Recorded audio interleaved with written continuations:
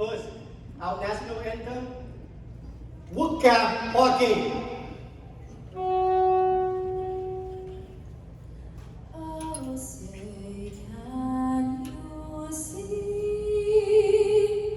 by the dawn's early light what so proudly we hailed at the twilight's last gleaming, whose broad stripes and bright stars through the perilous fight o'er the ramparts we watched were so gallantly streaming, and the rocket's red glare, the bombs bursting in air, gave proof through the night that our flag was still there.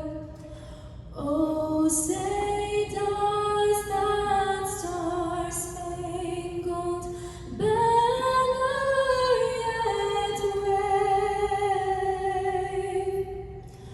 o'er the land of the free and the home of the brave.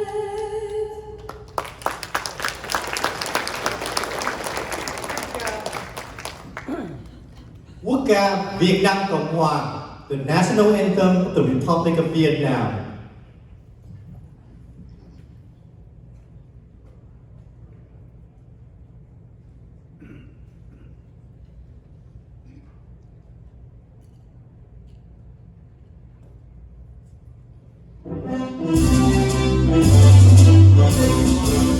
Này công dân ơi, viết lên các lời sông núi, đồng lòng cùng đi chinh tiếng gì ơn son, vì tương lai quốc dân cùng sống phá quốc em, làm sao cho núi sông từ nay cũng vững bền, xin cho thành rơi trên hương giang, thủ lửa biên màu đào em lao, nói sông lúc biết mãi vẫn danh nguyên, người trong dân luôn vững bền tâm trí, cùng trang viết chiến đấu là chiến thắng nơi vàng kim người nước Nam cho đến muôn đời. Ông dân ơi, hãy vẫn giữ tờ công dân ơi, mau làm cho con giờ hoang dần là vang bên vang loài sông xứng danh nghìn năm dòng sông La Hồng.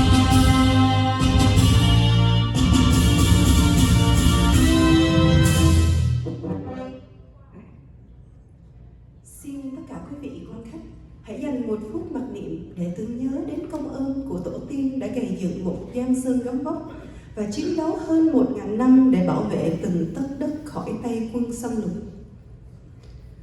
Phút mặc niệm để tri ân những quân dân cán chính đã tử vong hay tổn tiếc vì chính nghĩa tự do, đã chiến đấu anh dũng để bảo vệ cho nền độc lập của miền Nam Việt Nam trong suốt cuộc chiến chống Cộng sản.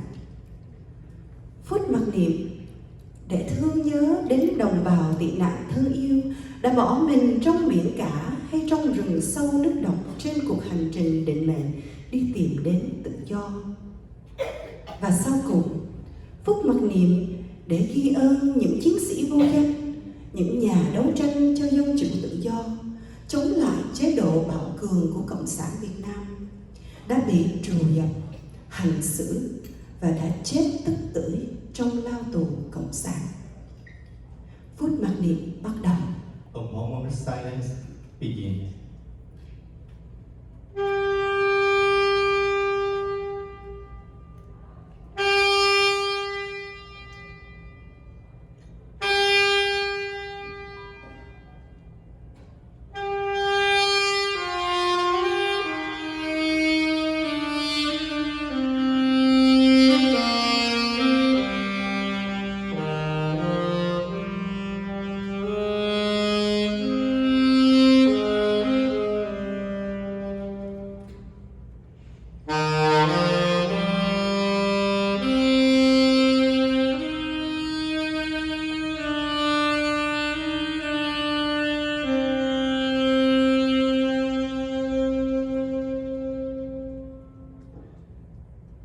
phút mặc niệm chấm dứt, the moment of silence ended. Please be seated. Các anh trong toán thì xin hãy cùng lên để mà cắm cờ. Mời các chị an toàn.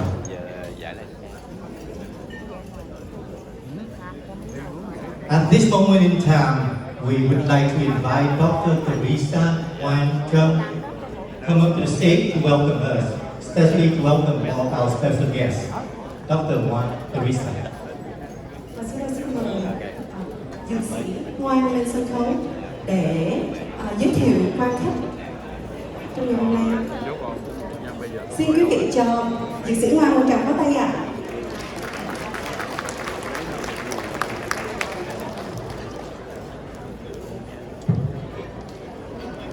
Good evening, ladies and gentlemen. It is my distinct honor and privilege to recognize the presence of our distinguished guests this evening. The Honorable Judge Kathy Han Bảo Khanh, the Honorable Texas Supreme Court Justice John Devine, the Honorable Judge Mike Engelhardt from the 151st District Court in Harris County, and wife Attorney Eva Engelhardt, the Honorable Federal Judge Harry Williams, currently Chief Administrative Law Judge of the Social Security Administration with over 47 years of federal service. The Honorable Texas Senator John Whitmire, member of the Texas Senate from the 15th District. The Honorable Judge Maria Jackson, District Court 339. Senior Assistant City Attorney and Deputy Chief of Municipal Prosecution for the City of Houston, Nicole Wynn. AD School Board Member, Ms. Lily June. The International Management District Board of Directors, Mr. Chairman Lee Lee. Senior Board Member, Mr. Stephen Lee. And Board Member and President of Apple TV, Dr. Nancy Mai. The Southwest Management District Board of Directors. Mr. Chairman Kenneth Lee and their board members, Mr. Stephen Lee Jr. and Mr. David Peters. Mr. Cecil Willis Jr., Mayor of the City of Stafford. Mrs. Alice Chen, City Council Member and the City of Stafford. Mrs. Angela Guo with the Hilton Garden Inn. Law enforcement representatives from the Houston Office of Police Chief Troy Finner are the following. Chief Ban Tien, Assistant to Police Chief Troy Finner and his wife, Mrs. Zhang, a Houston Police Department Commander. Mr. Net Pien, a Houston Police Department Commander and member of the Asian American Peace Officers Association. Mr. Jed Rose, President of the Asian American Peace Officers Association and its founder, Mr. David Tong. Mr. Mike Nguyen, Vice President of the Asian American Peace Officers Association, Harris County.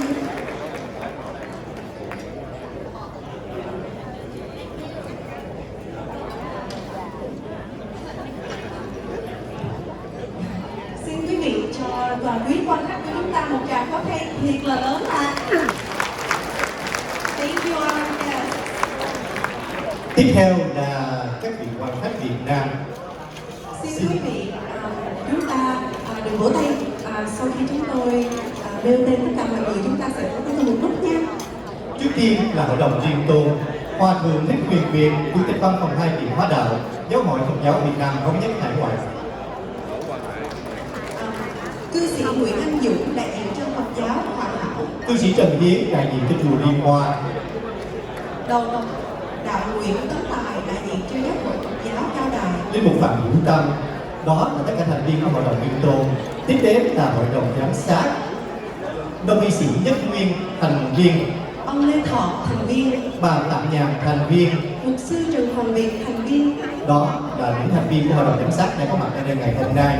Và tiếp tới là cựu hội đồng giám sát, bác sĩ Trần Văn Thuần, cựu chủ tịch của hội đồng giám sát. Ông Đỗ Tĩnh, cựu thành viên hội đồng giám sát. Bác sĩ Trần Quốc Lâm, cựu thành viên của hội đồng giám sát. Bà Lương Yên Lê Thị Thu Cúc, cựu thành viên hội đồng giám sát. Và cựu chủ tịch bà Kim Nguyễn. Đó là tất cả những người trong cựu hội đồng giám sát. Và kế tiếp là hội đồng cố vấn, chúng tôi xin được trân trọng giới thiệu cựu sĩ quan Bồ Sắc, Giáo sư Nguyễn Chính Ghét, kỹ sư Lê Phát Minh, kỹ sư Trịnh Tiến Tinh và kỹ sư Nguyễn Ngọc Bảo, những thành viên của hội đồng cố vấn. Tiếp đến là thành viên của cựu ủy ban vận động tổ chức bầu cử. Đầu tiên chúng tôi trân trọng giới thiệu ông Đỗ Sửu, trưởng ban, và Thúy Đoàn, phó ban. và tiếp đến xin được giới thiệu đến các cộng đồng bạn đã có mặt ở đây ngày hôm nay. Đầu tiên cô Trà My và Thu Hương, anh Quen Phạm là chủ tịch cộng đồng người Việt Quốc gia Atlanta, Georgia. Anh Jason Lý, chủ tịch cộng đồng người Việt Quốc gia Dallas. Cùng đi với anh Jason Lý còn có chị Hoàng Thủy, phó chủ tịch nội vụ, chị Kim Dung, trưởng ban chấp hành. Bà Nguyễn Hữu Đoan Trang, phu quân ông Minh Chí, chủ tịch cộng đồng người Việt Quốc gia hạt Toronto. Cùng đi với bà Đoan Trang có phái đoàn cộng đồng của hạt Karen còn có anh Đinh Tân, phó chủ tịch nội vụ, chị Công Anh, thủ ủy, chị Độc Huyền, trưởng ban tài chính, kiêm ủy viên giáo dục và cô Trác Kim Quỷ, ủy viên xã hội. Anh Gary Nguyễn, chủ tịch cộng đồng người Việt tại Utah. Các cơ quan truyền thông và báo chí chúng tôi nhận thấy sự hiện diện của đài Radio Sài Gòn Houston 900 AM, đại diện là giáo sư Nguyễn Chính Kết, Đài Việt TV, Việt Radio, Facebook chị Quỳnh Thi, đài Apple TV, ABTV, Dr. Nancy Mai và ca sĩ Kim Phượng, đài truyền hình North Carolina, ông Việt Trần, thời báo, phóng viên Bạch Trúc, báo trẻ cô Thanh Thảo. và tiếp đến là đại diện các hội đoàn đoàn thể hội ái hữu. Chúng tôi xin được trân trọng giới thiệu đầu tiên bà Nancy Bùi, tức Triều Giang, và phu quân là ông Đồng Triển đến từ Austin. Và Nancy Bùi là hội trưởng của hội Việt Nam American Heritage Foundation và cũng là hội phó đặc trách ngoại giao của Justice for Formosa Victim. Ông Bùi Văn Minh, hội trưởng hội không quân. Ông Lê Văn Thao, hội trưởng hội cảnh sát quốc gia. Cựu sĩ quan Hồ Sắc, hội trưởng hội thiếu sinh quân. Ông Lê Văn Xanh, hội trưởng hội phóng viên và phó chủ tịch hội đồng giám sát của cộng đồng người Việt liên bang Hoa Kỳ. Ông Nguyễn Thực, hội trưởng hội cựu tù nhân chính trị. Ông Bùi Ngọc Lân, hội trưởng hội Quang Trung Bình Định. Ban hợp ca Hồng Việt, chị Hiền Trương, trưởng giáo. Ông Tô Văn, hội trưởng hội Sóc Trăng Bạc Liêu Cà Mau. Vũ đoàn Âu Cơ, nha sĩ Phạm Thùy Linh. Cô Giang Tỷ, đại diện cho ban hợp ca Nguyên Thiện Nguyện và hậu viện của quân lực Việt Nam Cộng hòa. Lớp học Computers, kỹ sư Trương Minh Tính. Và cô Hồng Hào, hội trưởng hội cố đô Huế. Đó là tất cả những thành viên và những người khách đang có mặt ở đây ngày hôm nay. Nếu như chúng tôi không có tên với một người nào thì xin quý vị hãy nhắc cho chúng anh chị em và sẽ nhắc chúng tôi, và chúng tôi nhận thấy là chủ tịch của hội đồng giám sát nhiệm kỳ mới đó là ông Huỳnh Quốc Văn. Và sau đây chị Teresa sẽ lên lại và giới thiệu một vị quan khách cũng tương đối đặc biệt cho ngày hôm nay. Yes, may I add one more very important person that I missed earlier? I apologize for that. That is Tiffany Thomas, Houston Councilwoman of District F.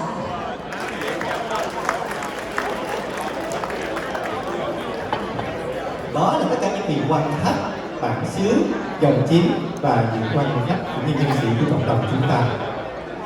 Kính thưa toàn thể quý vị, vì không có cảnh đông tàn thì đâu có cảnh huy hoàng ngày xuân. Thật vậy, chúng ta vẫn còn trong những ngày đầu xuân đón Tết.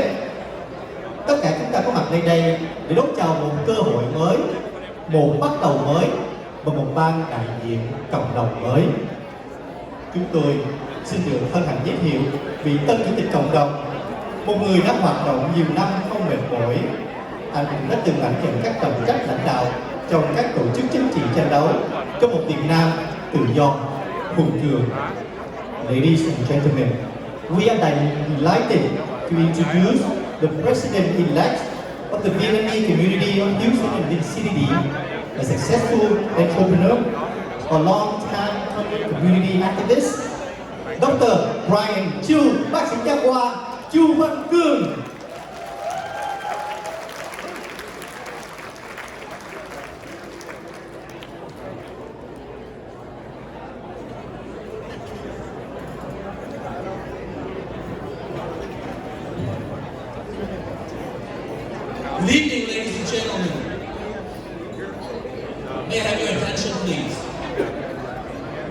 What an honor it is to be hosting the biggest and best event of the year of the Vietnamese community of Houston tonight.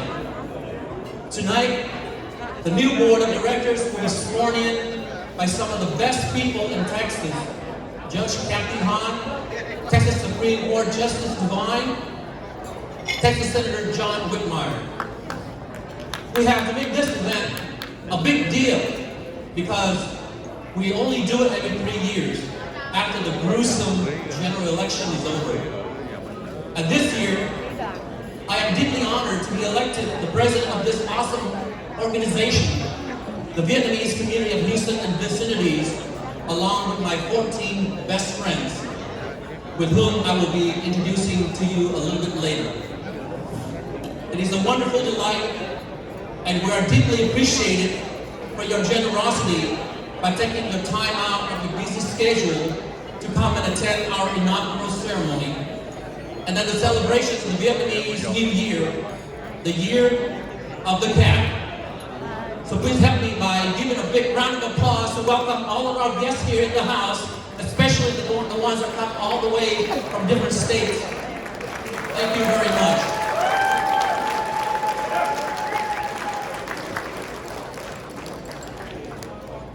I was informed by Miss City Councilwoman Tiffany Thomas. She can't be here until later, so she'll be here around 8:15. Oh, you're here. Hi, Miss Thomas. I'm so sorry. Well, we welcome you. Thank you very much for being here. And I intend to work closely with her in the future. So, thank you very much.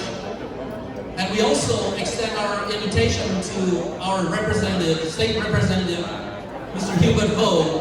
But unfortunately, you know, he has a very busy schedule at this point at the new Congress in our state capital. So he won't be able to come here tonight. But he sent his best regards and wished us success and a happy new year. Ladies and gentlemen, tonight I would like to set the tone for how this newly elected body will be doing its business in the future. We were elected to the board of directors for a reason, a good reason, to bring change to our community, to solidify our community, to show up how wonderful this community is, and to make this community become part of the other ethnic groups in the city by exchanging ideas, cultural values, and traditions, and to help each other during natural disasters like hurricane and tornadoes. Can you believe we have tornadoes in Texas, in Houston? For a long time, our community has been in the back seat and heading in the wrong direction. The Vietnamese people are diligent, hard-working people and are very successful in the city of Houston. Our business are booming. Our population is growing, and our demand and voice needs to be heard. And I intend to work very closely with the government officials at the local levels, at the state level, and to work with agencies like the Health and Human Services to make sure that we can bring these changes to our Houston community. I'm glad that we have so many government officials, judges, law enforcement here tonight. The Vietnamese community needs you. We need your help, your cooperation, so that we can transform our community and become a better part of the city of Houston's diverse community. We thank you very much for your being here to attend our inaugural ceremony and to celebrate with us the biggest event of the year, the Vietnamese Lunar New Year.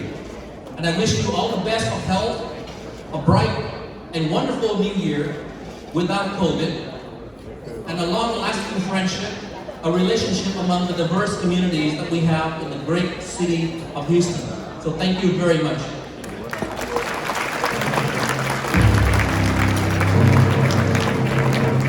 Kính thưa quý vị quan khách, and now I would like to have a few words in Vietnamese. Kính thưa tất cả quý vị quan khách, trước tiên chúng tôi xin chân thành cảm ơn quý vị đã bỏ thời giờ quý báu đến đây để tham dự buổi lễ tuyên thệ nhậm chức của tân hội đồng đại diện cộng đồng. Kính thưa quý vị, cộng đồng chúng ta hôm nay đang hân hoan chào đón mùa xuân quý mão, mùa xuân tràn đầy sự hy vọng của những sự hứa hẹn tươi sáng. Quý vị đã bỏ lá phiếu để bầu cho 13 ủy viên vào hội đồng để đại diện cho quý vị. Hôm nay, chúng tôi xin vui mừng thông báo đến quý vị là chúng ta đã có được thêm 2 thành viên mới được mời vào tân hội đồng, nâng tổng số lên thành 15 thành viên. Ngày hôm nay, chúng tôi cũng vui mừng thông báo đến quý vị là thành phố Houston và các vùng phụ cận, chúng ta chỉ có một cộng đồng mà thôi, thưa quý vị.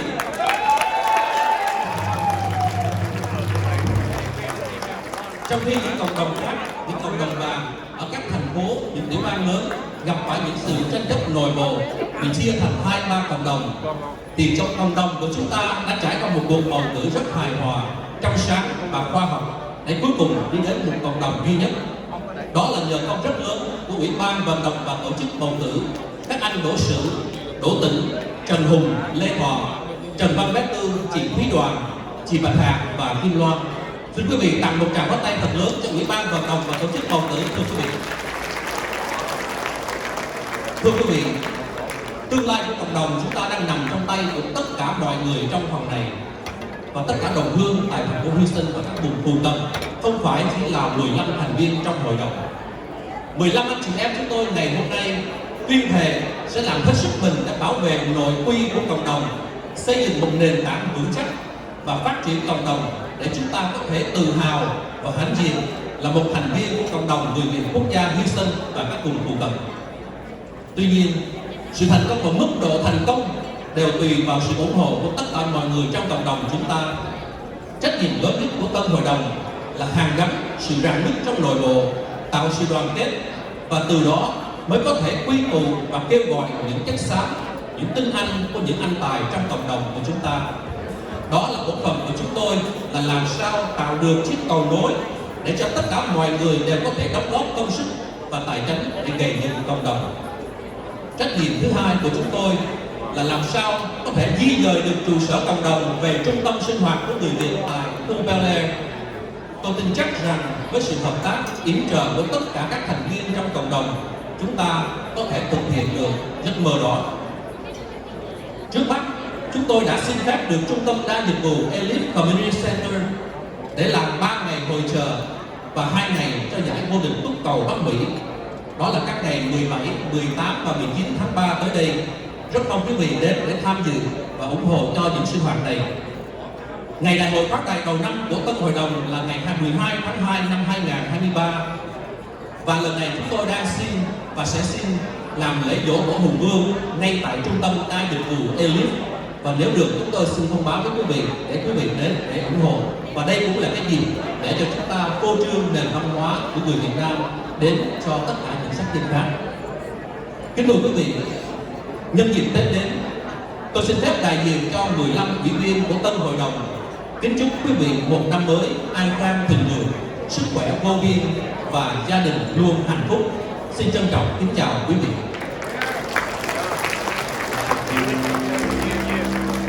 Và kính thưa quý vị, sau đây chúng tôi xin được phép mời tất cả các anh chị em ủy viên trong tân hội đồng lên sân khấu để chúng ta bắt đầu phần nghi thức tuyên thệ. Ladies and gentlemen, I would like to introduce members of the board on stage so we can start the inaugural process. Trước tiên chúng tôi xin mời kỹ sư Trương Minh Tính, Phó Chủ tịch Nội vụ. Mr. Trương Minh Tính, Internal Vice President. Chị Đỗ Hồng Yến, Phó Chủ tịch Ngoại vụ kiêm Ủy ban Thông tin. Ms. Đỗ Hồng Yến, Vice President External and Communication.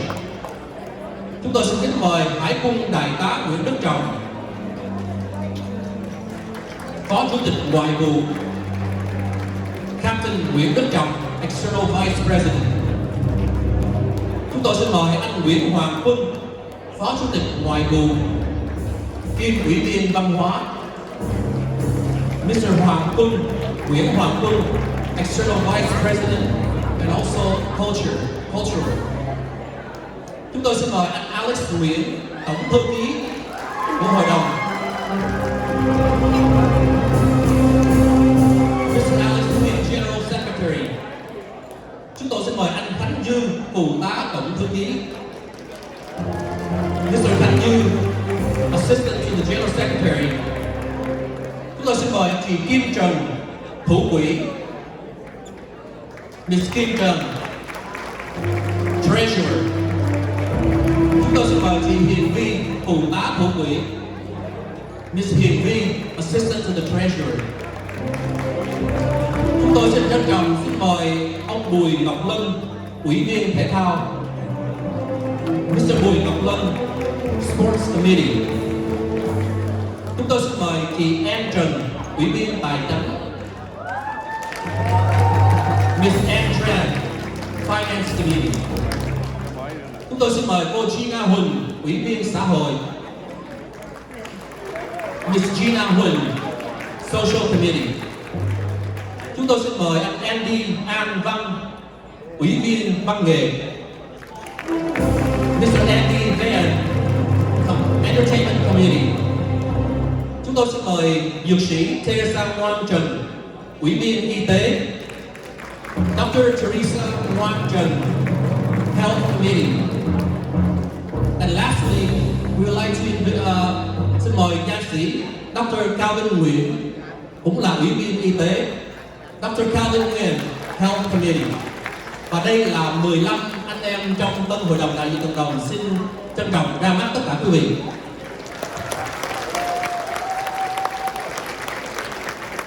Và bây giờ là giờ phút quan trọng nhất khi mà tất cả Tân Hội đồng Đại diện Cộng đồng sẽ cùng nhau tuyên thệ để mà phục vụ cộng đồng chúng ta dưới sự chứng giám của Thượng Đế. At this moment in time, we have a very important procedure, the swearing in ceremony.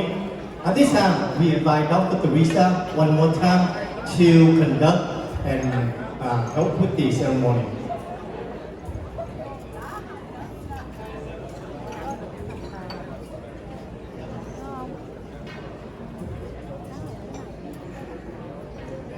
Once again, it is my great honor and privilege to introduce to you the Honorable Judge Kathy Han Bao Khanh, who graduated from South Texas College of Law in Houston.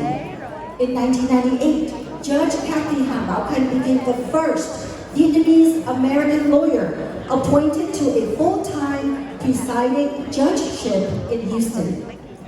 Over a span of 23 years, Judge Kathy Han was continuously appointed by 4 mayors: Mayor Brown, Mayor White, Mayor Parker, and Mayor Turner, to be the presiding judge for Houston Municipal Court number 14.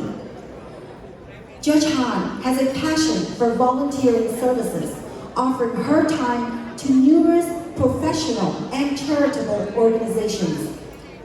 In his proclamation, Mayor Sylvester Turner has said, and I am quoting, "Judge Kathy Khanh Han has contributed greatly to many worthwhile causes, championed for change, and continues to be a pillar of the community."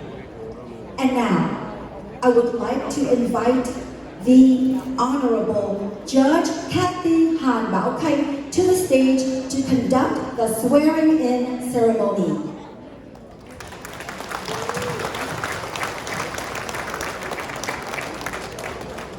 Thank you, Teresa Nguyen.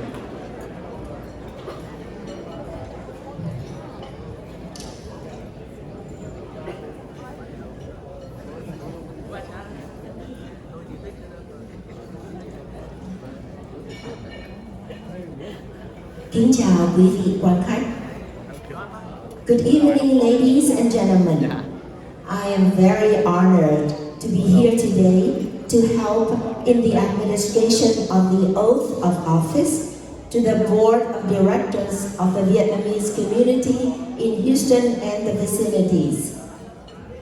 The swearing-in ceremony will be administered by the Honorable Supreme Court Justice John Devine, by Senator Whitmire, and by myself. I would like to invite the President, Dr. Brian Chu. So Dr. Chu, I will do the swearing in of Dr. Chu first.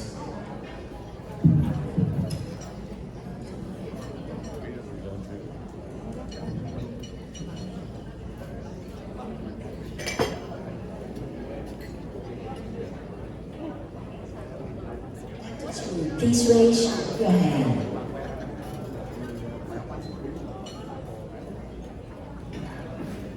Do you solemnly swear or affirm that you will faithfully execute the duties of the office of the Vietnamese community of Houston and the vicinities, and will, to the best of your ability, preserve, protect, and defend the Constitution and laws of the United States and of the state of Texas? So help you God. I do. Thank you.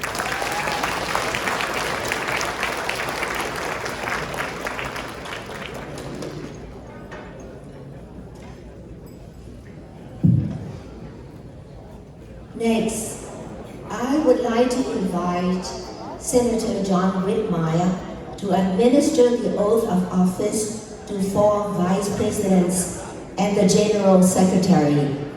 Senator Whitmire ranks first in seniority with 40 years of service in the Texas Senate and is the Dean of the Texas Senate.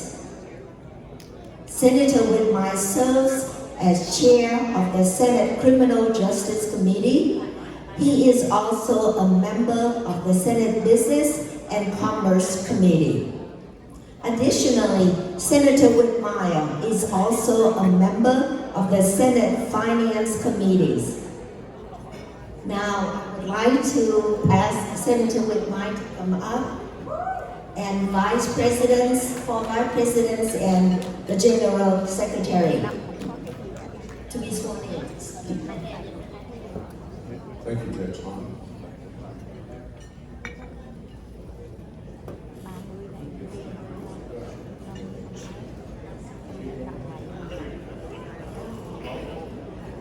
If you'll raise your right hand.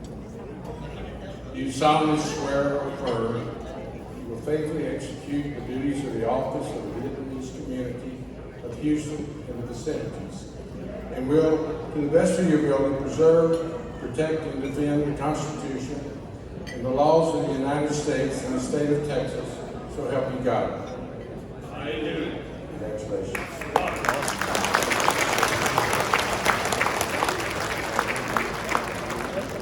Next, I would like to invite Supreme Court Justice John Devine to administer the oath of office to the other 9 members of the Board of Directors. Supreme Court Justice John Devine is currently serving as Place 4 Justice of the 9-member Supreme Court of Texas. Justice John Devine was elected to the Supreme Court of Texas in 2012. He previously served for 7 years as judge of the 190th State District Court in Harris County, and for 9 years as an appointed special judge for the Harris County Justice of the Peace Courts.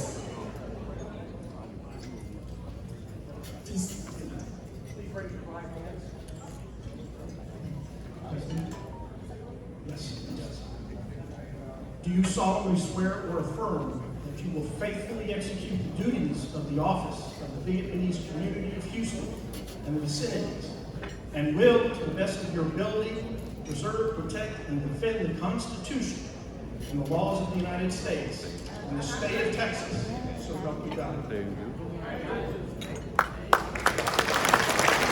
Congratulations. Thank you, Justice John Devine and Senator Whitmire, for helping me to administer. Justice John Devine, please stay a moment, please.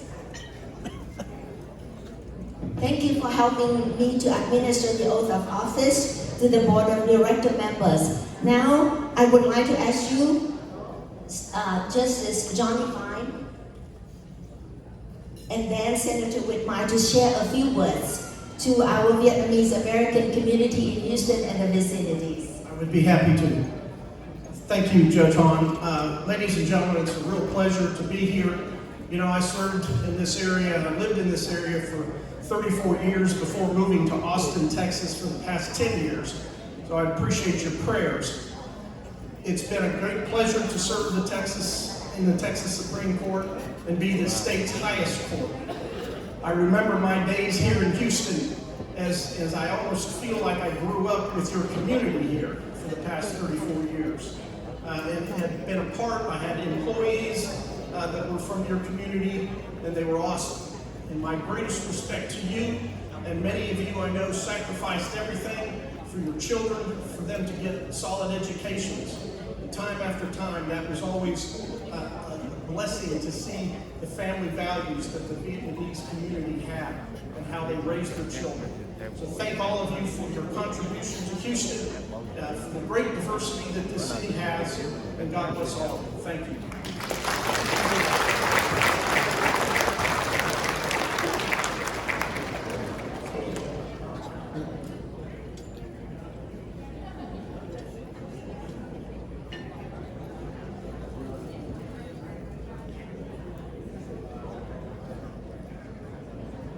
Good evening. Let me first thank everyone for allowing us to have such a special occasion. We need happiness like we're experiencing tonight. We don't have enough happiness when we watch our news. We deal with issues, but tonight we have a special celebration, Mr. President and Board. Thank you for allowing me to play a small role. Thank you, Judge Han, for introducing me to the Vietnamese community 30 years ago. And I've never left. I want to thank you for your kindness, including me in your celebrations, your family. We've had fundraisers for flood victims in Vietnam. There's just a lot of good in the Vietnamese community, and I appreciate your kindness. I look forward to working with you in the future. There is so much about our great city that we can improve. We need to practice our diversity. We talk about it, but we need to practice it. We need the Vietnamese community to have a very high profile at every level of government. Whether it's the state, the county, the city, on our municipal courts, we need to use the passion and the intellect of the Vietnamese community at every level. Certainly we acknowledge your retail success, but I want to see you at every level of state, local, and county government. Thank you. Let's have a good time tonight. Let's go to work when we leave here and make Houston even a greater city. Thank you for your kindness. Thank you so much. And last but not least, can I also invite Judge Mike Engelhardt to come up and give a few words to our community.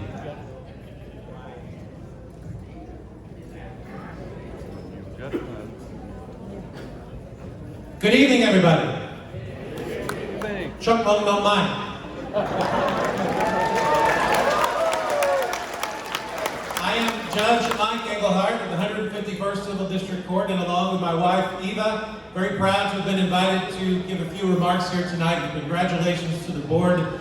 You know that you have a very important job, and it looks like nothing but success will come from this wonderful new board, and I wish you all the best of luck. I came to Houston more than 30 years ago from New Jersey, knowing nobody. And I will tell you that this community was one of the first that welcomed me and gave me opportunities, and I want to thank you for that. I have been a judge for over 14 years, a state district court judge, and I have had the pleasure of marrying many couples from this community, which is one of my favorite activities.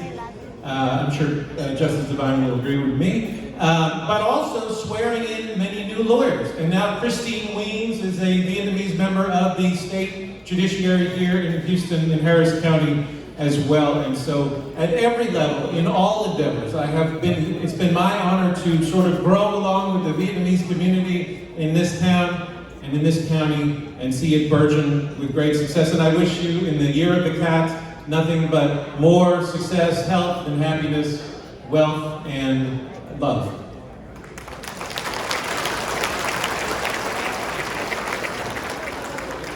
Thank you.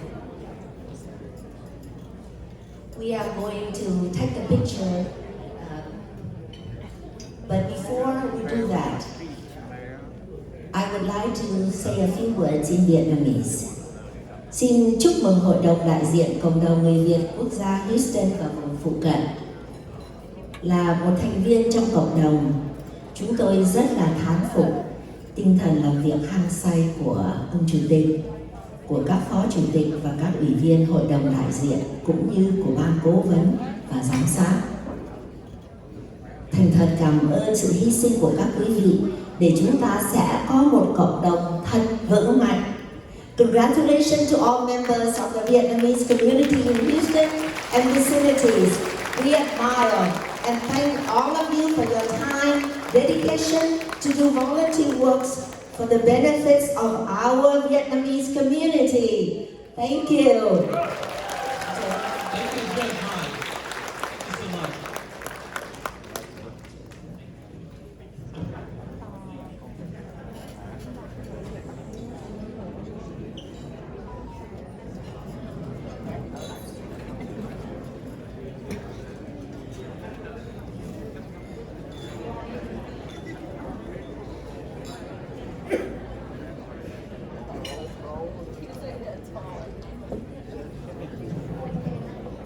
Thank you so much.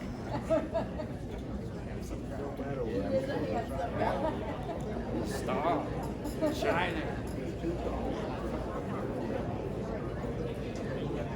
Thank you, judges. Please be seated.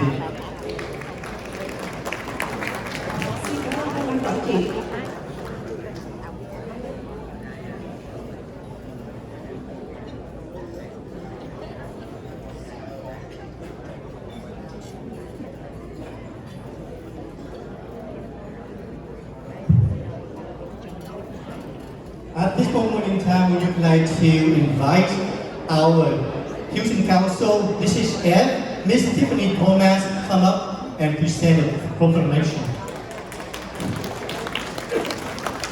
Cô nghị viên của thành phố Houston, VNCH, có bản tuyên dương đến cho tân hội đồng đại diện cộng đồng. Good evening, everyone. I always admire judges in their black robes, but I have to tell you, none of them could pull off what I was able to pull off. Don't you like that? Next year, they have to step their game up. President Brian, thank you for the invitation, and to the board, and thank you to all of you. I am Tiffany D. Thomas, your Houston City Council member representing District F on the west side, the very best side of Houston. And one of the reasons why I say that we are the best side, because we have communities and diversity that reflect such richness of our city, especially the Vietnamese community. I like to say at City Hall that we are the cultural currency of this city. When we speak of diversity, more than likely we're talking about District F. So I want to thank you for this invitation. Community organizations are very important in public service, and as I mentioned to one of my table mates, we cannot do this alone. So I'm excited about your leadership, your appointments. You have a social chair, I heard, so we're excited to do some social things in this community. And as we celebrate this Lunar New Year, the year of the cat, I want to join with you in the blessings.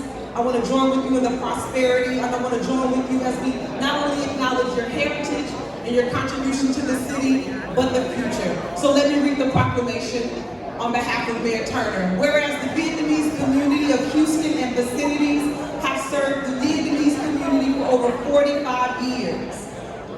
Do y'all want to hear this? All right. This is your proclamation. Whereas the Vietnamese community has grown to become the largest ethnic group in the Asian population, with the Vietnamese language being the third most spoken language in the state of Texas, and whereas the Vietnamese community has contributed greatly to the economy of the city, with their businesses thriving and expanding, and whereas the Vietnamese community has always placed a strong emphasis on family, tradition, custom, cultural values to add to the diversity of our wonderful city. And whereas the strengths of this great city are in the men and the women who make up our diversity and cultural richness, the Vietnamese community has always had an integral part of other ethnic groups in the city, exchanging ideas, cultures to enrich local diverse community as a whole. Therefore, I, Councilwoman Tiffany D. Thomas, on behalf of Mayor Sylvester Turner, Mayor of the City of Houston, hereby proclaim January 27, 2023 as the Vietnamese Community of Houston and Vicinities Day. Happy Lunar New Year.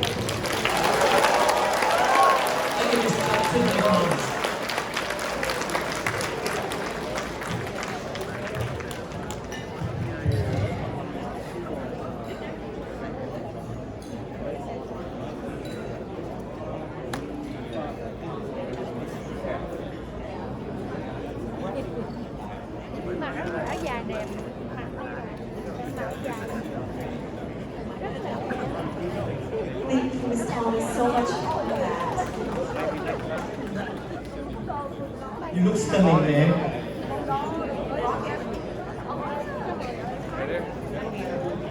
Và trong giờ phút này, chúng con xin được trân trọng giới thiệu các vị trong hội đồng liên tôn đến những nhân lời cầu nguyện của tên hội đồng đại diện.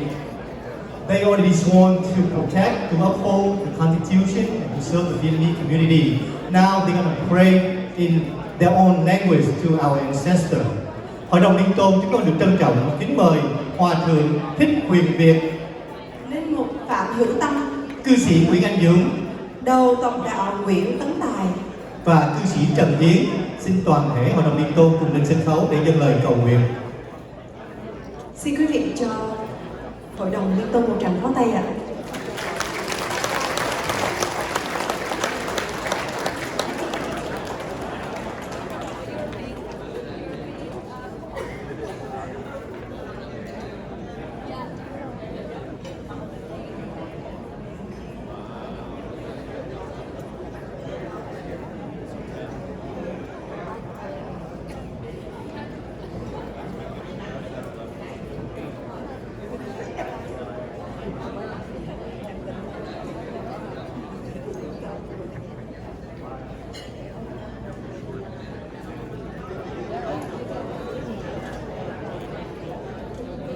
Ngưỡng nguyện an lành Thiên Chúa, Đức Thầy, Đức Phật cùng chư lịch đại tiền bối khai quốc dựng nước Hiệp chủng quốc Hoa Kỳ và Việt Nam. Chúng con hiện diện hôm nay, nhân sĩ, đồng bào, đồng hương, đại diện các tôn giáo, đoàn thể, tổ chức, truyền thông, chánh đảng, ngành nghề phục vụ trong cộng đồng, chưa được vị dân cử, chính quyền, chưa được vị thành viên hội đồng giám sát, hội đồng cố vấn trong ngày lễ tuyên thệ nhậm chức.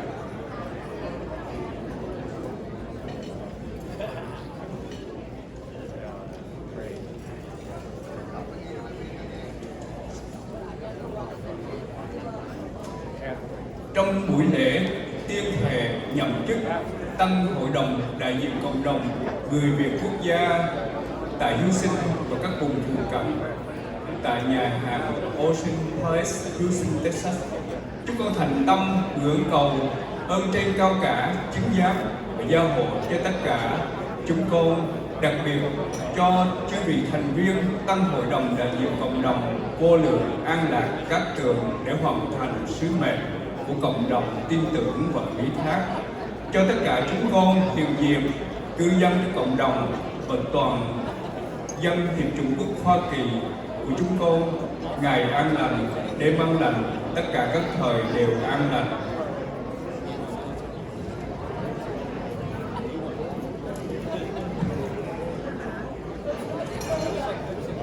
Cuộc sống ấm no, đất nước thái bình, an ninh và thành thị, chúng con nhất tâm hướng nguyện và cầu nguyện.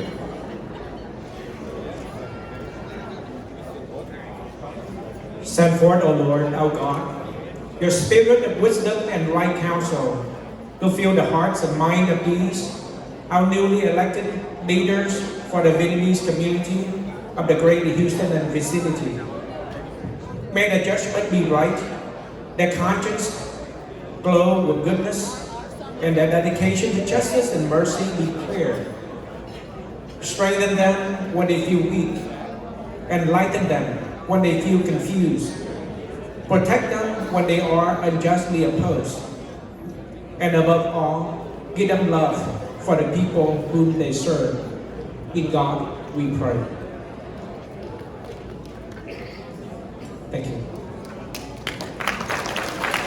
Thank you. Thank you for the city.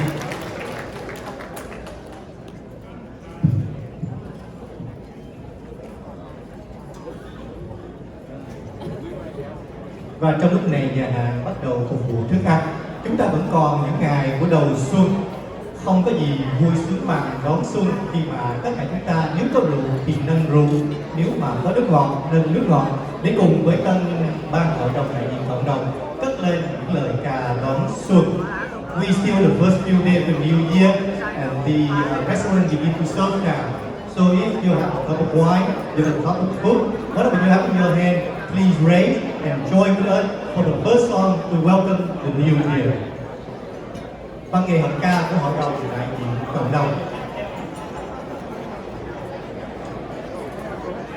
Quý vị hãy cùng đón và cầm sẵn ly, chúng ta hãy cùng nhau 1, 2, 3 nâng ly nha.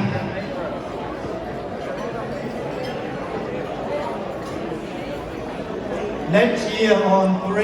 Are we ready? Let's raise our glass together. 1, 2, 3.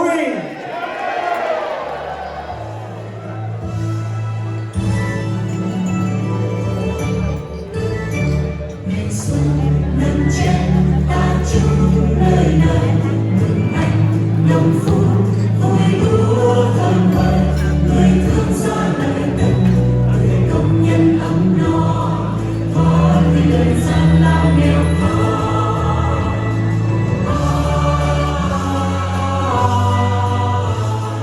Nâng chén đầy vơi chúc người người vui.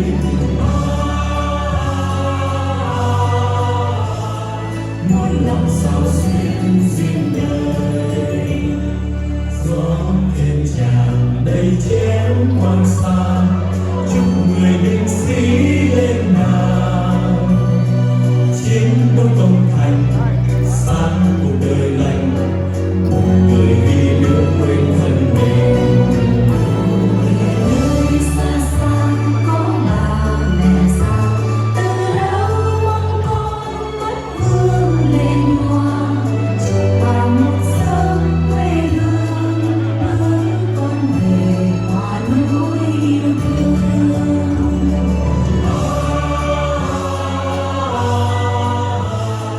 Ca khúc con ca lòng người đời bình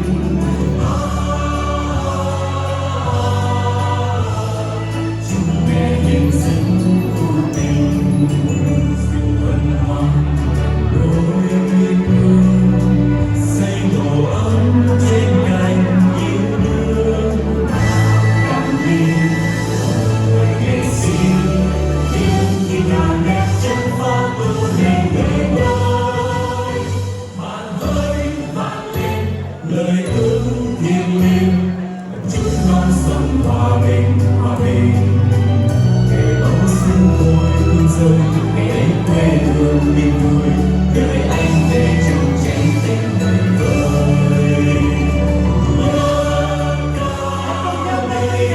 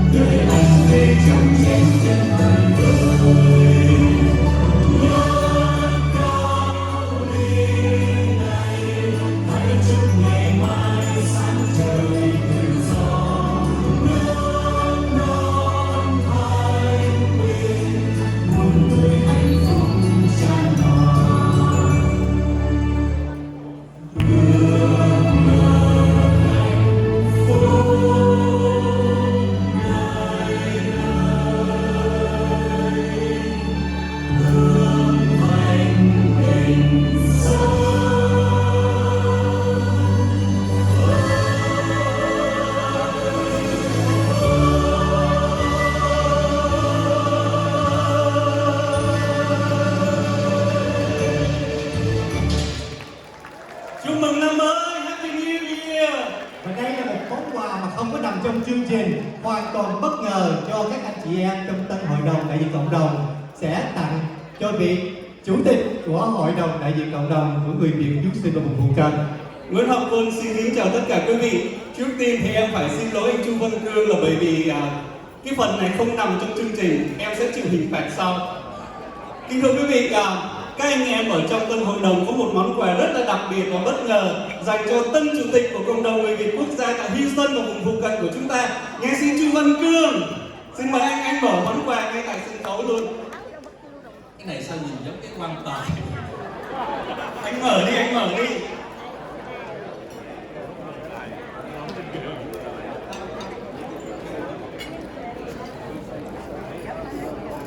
Rồi, 1, 2, 3. Yeah, đây là con hươu cao cổ. Không biết là anh Chu Văn Cương có biết là món quà này có ý nghĩa gì không? Chắc là bất ngờ quá không biết đúng không? Kính thưa quý vị, con hươu cao cổ đó nó có cái cổ rất là cao và rất là dài. Thành ra nó có cái tầm nhìn rất là rộng và rất là lớn. Và bởi vì nó có cái cổ cao và dài như vậy đó, thành ra trời sinh ra nó phải có một cái trái tim rất là khỏe và rất là lớn. Cái trái tim của con hươu cao cổ nó nặng gấp 40 lần trái tim của con người. Thành ra với cái món quà này đó, các anh chị em ở trong tân hội đồng đại diện cộng đồng và em tin tưởng chắc chắn rằng đông đảo quý đồng hương tại Houston và vùng phụ cận mong muốn ở anh trong 3 năm tới với cương vị lãnh đạo và phục vụ cộng đồng người Việt quốc gia tại Houston và vùng phụ cận của chúng ta, anh sẽ có một cái tầm nhìn cao, xa và rộng và có một cái trái tim thật lớn để hăng say phục vụ và phát triển cộng đồng người Việt quốc gia của chúng ta, một cộng đồng người Việt không bao giờ chấp nhận chế độ cộng sản. Ladies and gentlemen, distinguished guests, the board of directors have presented Dr. Brian Chu, our friend, a giraffe. Okay, and you might wonder why. Well, a giraffe, because of its size, has a wide field of vision. The giraffe's heart is 40 times bigger than the human heart. So what we want to do is impose these traits to Brian so that he may have the vision, the love, and the care to lead our great community. Ladies and gentlemen, because when the Vietnamese community is great, the city of Houston is great. The state of Texas will be great, and our greatest country on earth, the United States of America, will be great also. Thank you. Let's raise a glass one more time. Hãy cùng nhau chúng ta nâng ly 1, 2, 3 nhá. 1, 2, 3. Cảm ơn quý anh chị và mời quý anh chị an tọa. Giải thích công hưu cao cổ, cái văn hóa phương Tây nhiều quá mình không biết được, chỉ biết là thời gian mà anh Cương còn theo đuổi chị Linh là chỉ biết chờ dài cao cổ thôi, chờ dài cổ. We do have check and balance. We do have the oversight council to keep an eye on these board directors. But moreover, we do have the advising council to guide them, and these advising council members are the respected elders in our community. Chúng tôi xin được trân trọng giới thiệu ban cố vấn, hội đồng cố vấn. Xin hãy cùng lên sân khấu để ra mắt với quý vị đồng hương để biết những người mà cố vấn cho tân hội đồng đại diện cộng đồng là những ai. Chúng tôi xin được trân trọng giới thiệu ông Lê Phát Minh,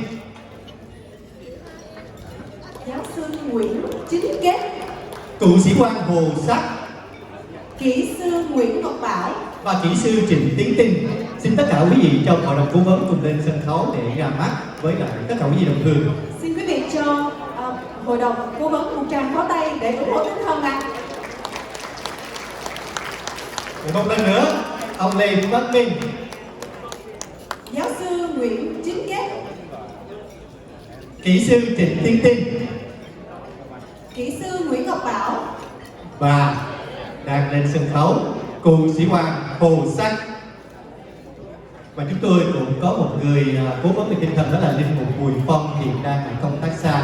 Xin một tràng pháo tay để chào đón Hội đồng cố vấn. Mời quý vị an tọa. Và sau đây chúng tôi xin mời Director of Health and Human Services of City of Houston. I'd like to invite the Director of Health and Human Services of City of Houston, Dr. Stephen Williams. Please join us on the stage to say a few words. Xin quý vị cho anh Stephen Williams một tràng pháo tay ạ.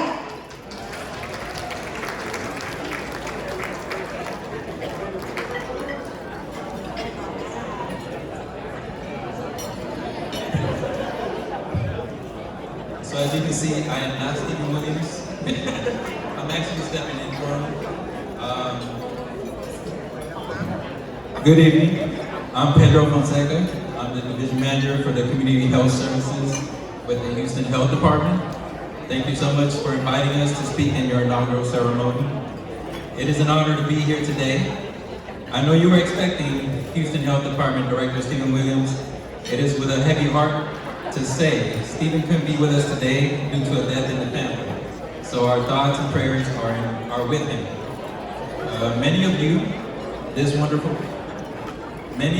in this wonderful community have already seen and heard about the new incredible A-Leaf Neighborhood Center. There you go. All right. The City of Houston just opened 2 weeks ago. It's not far from here, so allow me to share some of the great programs and services it has to offer. The new A-Leaf Neighborhood Center allows the Houston Health Department the unique opportunity to render services to people from every age group because the center will house 3 different health department programs. Let me start with the Woman, Infant, and Children program, better known as the WIC. Low-income pregnant women will be able to visit this center, enroll in WIC, and receive a well-balanced diet. In the program, they have access to free nutrition. They will help prevent premature babies, low birth weight, or even possibly dying at birth. Children at nutritional risk remain enrolled in the WIC benefits until the age of 5. The center will also feature a comfortable meal program coordinated by the Harris County Area Agency on Aging, got some seniors, which is administered by the Health Department. For our A-Leaf residents in their golden years, they can visit the center every weekday and spend the entire morning taking advantage of the senior services that provide socialization, recreation, and healthy midday meals. The Health Department will also use the new facility to expand its diabetes awareness and wellness network to the 4th Houston site. A free diabetes center is crucial for A-Leaf since 14.5% of its adults live with this terrible disease. The Diabetes Center will provide free diabetes education, diagnostic help for people at risk, self-management skill lessons, and other services to help reduce and prevent chronic diseases. With the services from the Parks Department and Library Department housed in one site, the new A-Leaf Neighborhood Center will offer some type of services to everyone. If you haven't visited yet, I invite you all to please come out and tour this beautiful facility, walk the park with your family, and remember the new center is for anyone in the A-Leaf community to enjoy. Thank you again for inviting us to this great inauguration ceremony, and let's continue to build a strong, vibrant, and united Vietnamese American community. Thank you. Thank you. Có một tổ chức nữa rất quan trọng đối với cộng đồng Á Châu, đối với những người thương mại và nhất là đối với cộng đồng người Việt Nam chúng ta tại đây, đó là gọi tắt là IMD, International Management District. IMD will be working very close with the new board director, and they are here today. We are delighted to introduce a very successful woman, a very successful entrepreneur, a member of IMD, and she also a singer within our community, Dr. Nancy Mai. Tôi xin giới thiệu chairman của chúng tôi là Mr. Willie and Director Member Stephanie. Say a few words. Thank you so much. Happy New Year. I'm a Wei Li. I'm the chairman of the National Management District. All of the board members will continue to working with the Vietnamese community. We will make it something going on in Bel Air Boulevard. Thank you. Kính thưa quý vị, tôi bác sĩ Nancy Mai của hệ thống Apple Dentist và cũng là của ADTV, Apple TV. Tôi hôm nay đại diện cho Director Member của International Visitors. Xin kính chúc quý vị một năm mới an khang, thịnh vượng, tràn đầy sức khỏe và an lành. Chúng tôi cũng chúc mừng ban đại diện tân ban đại diện của cộng đồng Việt Nam sẽ tổ chức, sẽ làm những cái phân sân mà ở đây là đặt là Dr. Chu Văn Cương. Chúng tôi present class cho Dr. Chu Văn Cương. Congratulations to all of you. Và qua bao nhiêu năm qua, Director Stephen Lee cũng như tôi, Dr. Sanjay Mai và chị Director Thanh Thủy, chúng tôi đã tranh đấu để có được những cái bảng tên cộng đồng của người Việt Nam trên con đường leo leo những anh hùng liệt sĩ người Việt Nam. Chúng tôi xin chân thành cảm ơn quý vị và hy vọng trong những năm sắp tới, 3 năm sắp tới, Dr. Chu Văn Cương và 15 người member của cộng đồng sẽ tiếp nối chị và làm những việc ích lợi cho cộng đồng Việt Nam. Thank you.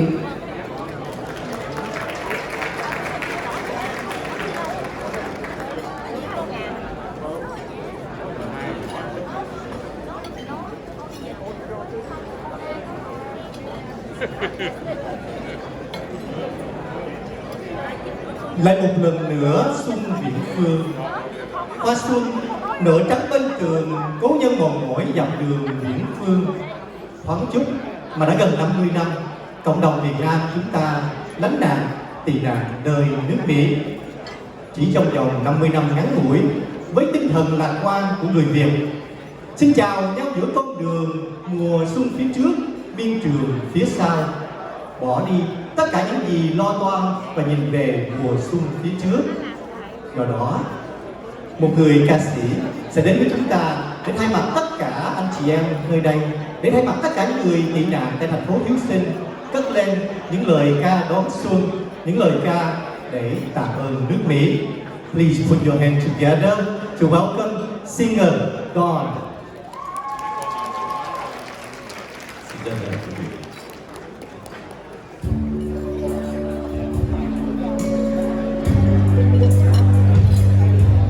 The first song I will sing is God Bless the USA.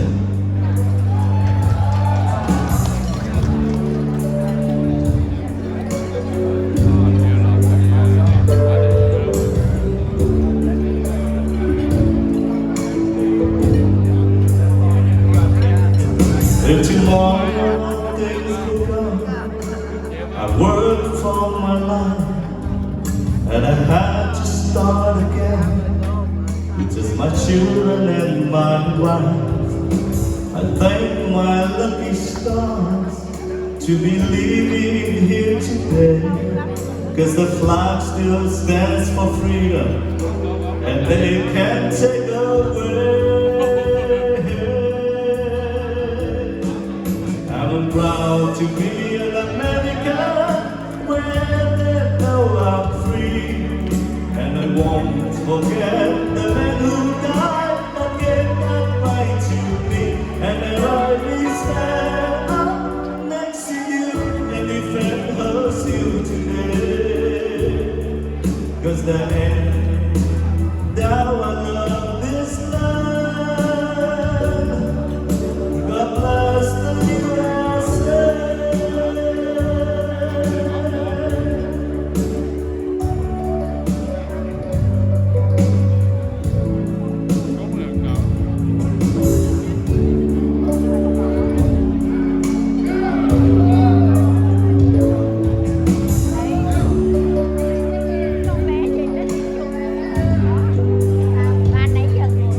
From the lakes of Minnesota to the hills of Tennessee, from sea to shining sea. From Detroit to Houston and New York to LA, well, there's pride in every American heart, and it's time we stand and say, and I'm proud to be an American, but at least I know I'm free, and I won't forget the men who died, who gave right to me, and I'm glad to stand up next to you and defend her still today, 'cause there ain't no doubt our love is love. God bless the USA.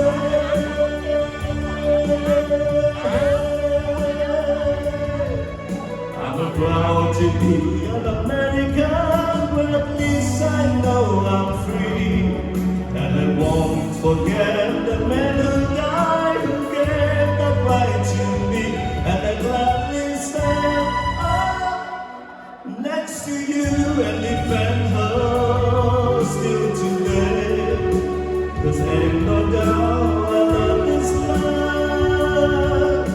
God bless the USA.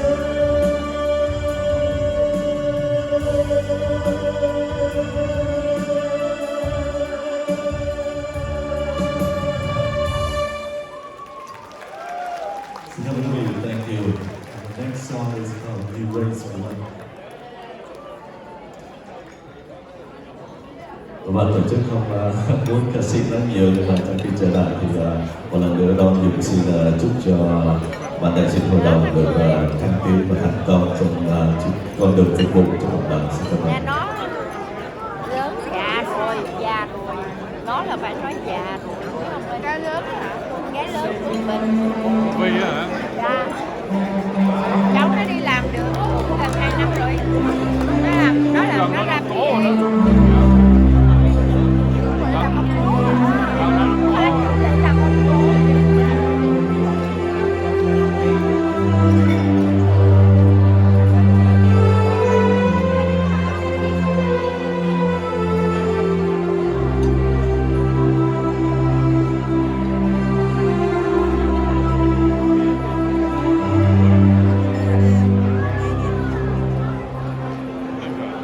When I'm down, I know my soul's so blue. When troubles come and my heart burden me,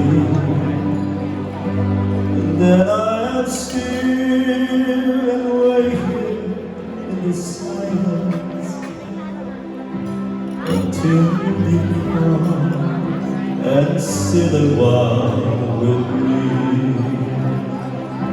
You raise me up so I can scale mountains. You raise me up to walk on stormy seas.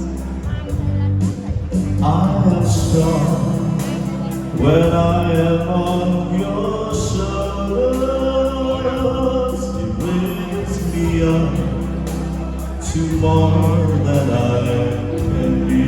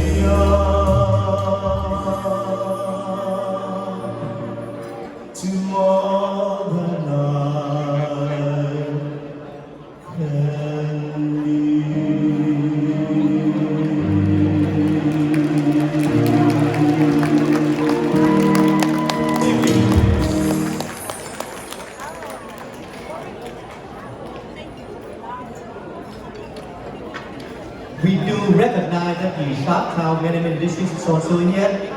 At this time, we would like to invite Sharptown Management District and come up here and share a few words.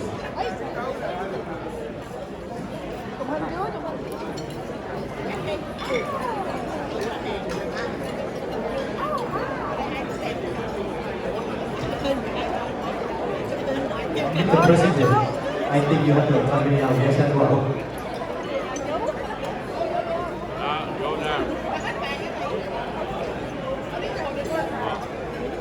Well, howdy. This is Kenneth Lee. I'm the chairman of the board of the Southwest Management District. And we are here to congratulate because we know that the community center is right within our district. So I'm here to honor to be here, and then also want to thank you, and also want to present. We have two board members. Mr. Kenneth Lee, I'm Stephen Lee Jr., our board member and committee chair for the Urban Design Committee. Also I have David Peters, our board member and the committee chair for Business and Economic Development. We're here to congratulate. Want to congratulate for your ceremony. Thank you for your party. Thank you.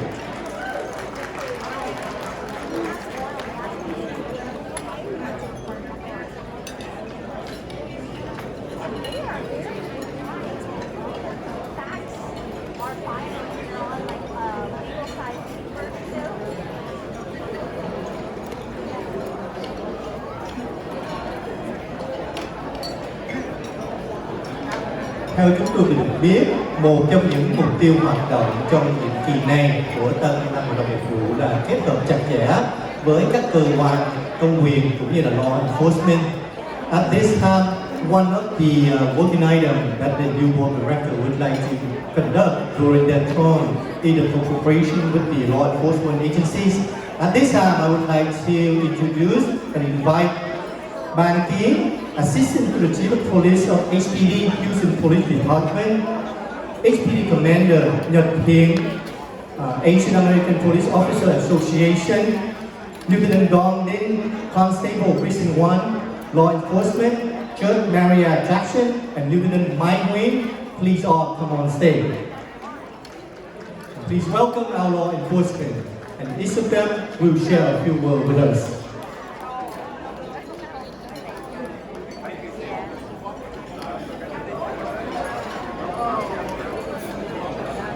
Good evening, ladies and gentlemen. Thank you to the Vietnamese American Community Organization for your kind invitation. I'm David Nguyen, Houston Police Department Commander. Our goal here is to establish a working relationship with our Vietnamese community members, especially with the new board director of the Vietnamese American Community Organization. Congratulations for your accomplishment. I have with me here Judge Maria Jackson. She currently with the Houston Police Department Legal Service. Lieutenant Dong, Constable Precinct 1.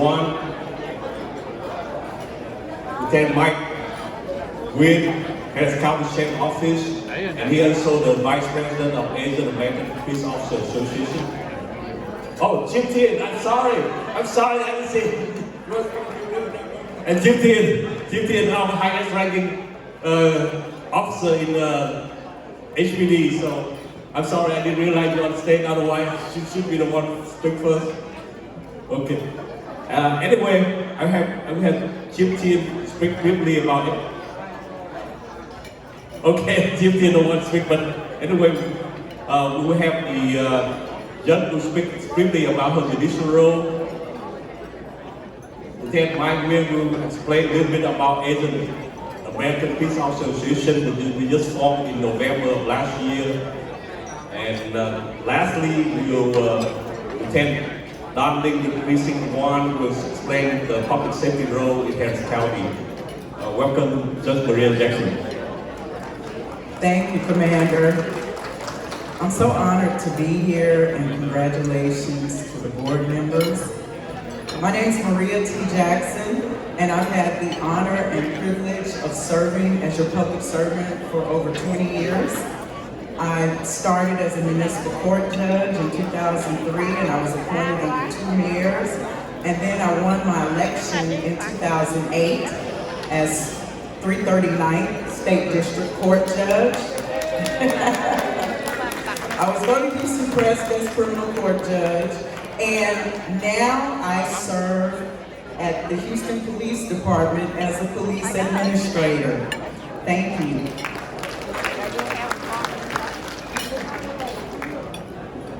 Thank you for having me here tonight. My name is Mike Wynn.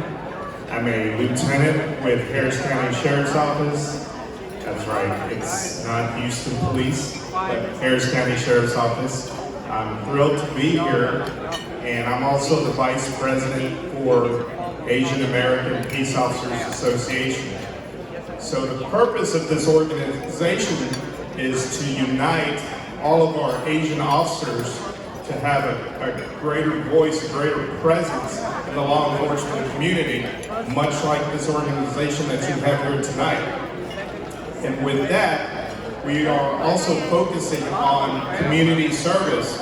And this past Thanksgiving, we're proud to say that we distributed over 1,300 turkey dinners throughout the communities. And I'm very proud of our members for participating. And we don't necessarily just remain in just the Asian community, we serve all the communities throughout Houston and surrounding counties.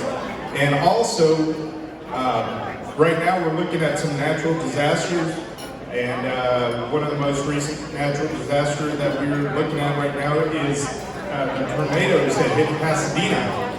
And we are looking to come out there to assist and assist with their recovery efforts and cleanup. And part of the more things that we're trying to do in the community. So we're looking to be a part of this community, and we're thankful for you guys having us out here tonight. Thank you very much.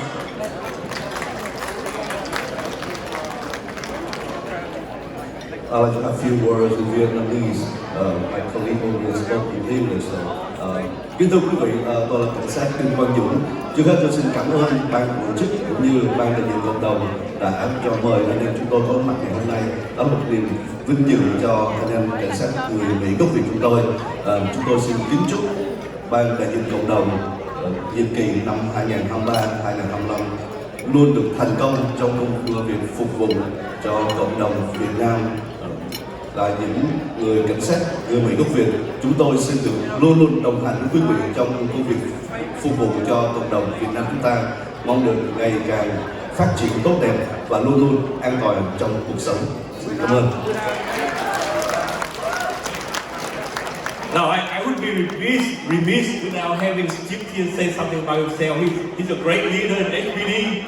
He's been leading us to several events, the World Series Astro game that was very extensive, the recent MLK parade, and he's working on the Final Four right now. So don't let him be so modest. He's a great leader. So please give a hand to Chief Tien.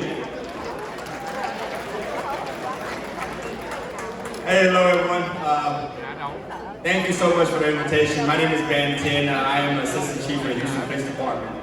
I don't have fancy title like these guys, President, Vice President, and judges, but thank you so much. Thank you so much for having a community that loves us so much for inviting us here tonight. So much appreciated. I just want to briefly, first and foremost, want to congratulate these fine gentlemen up here in the Asian Police Officer Conference. It started back in August, actually, last year, when the National Asian Police Officer Association came to Houston, which we hosted them, and they asked us, they said, hey, Houston, how come you guys don't have an association? I said, rest assured we will, because everything is bigger and better in Texas. And now here we are. Just months after the establishment, they have done great stuff to help this serving community, serving all communities and all secular community, especially that they mentioned earlier during Thanksgiving. when some actually don't have the ways to mean to even put food at the table, like a turkey, something that simple, and they actually made that a reality. So thank you so much. Congratulations in your new association. All right. Thank you, everybody, and enjoy the event. Thank you. Thank you all. Chúng tôi cũng nhận thấy có sự hiện diện của ông Tân Chủ tịch Hội đồng Giám sát, đó là ông Quỳnh Quốc Văn, the Oversight Committee. Và chúng tôi cũng nhận thấy có sự hiện diện của cơ sở Việt Tân, cơ sở tại địa phương với các thành viên, với sự hiện diện của cô Võ Thị Tuyết Hồng. Người ta mua rượu mua hoa, tôi đi mua củi làm quà tặng tôi. Người ta khăn sống áo xoài, tôi mua hạnh phúc nụ cười giòn tan. Vâng, những nụ cười giòn tan của những ngày đầu năm mới để tượng trưng cho 50 năm thăng trầm của cộng đồng người Việt tại thành phố Houston. Trong những ngày đầu năm, chúng ta hy vọng thăng sẽ nhiều hơn trầm, bởi vì có sự đoàn kết của tất cả mọi người mà 50 năm qua chúng ta mới được vững mạnh như ngày hôm nay. Một cây làm chẳng nên non, ba cây chụm lại nên hòn núi cao. Và tiếng hát có một người ca sĩ đã từng gắn bó với cộng đồng. Tiếng hát của cô sẽ nói lên với sự gắn bó đó. Mời quý vị hãy cùng theo dõi tiếng hát của Lia qua nhạc phẩm If We Hold On Together. Lia.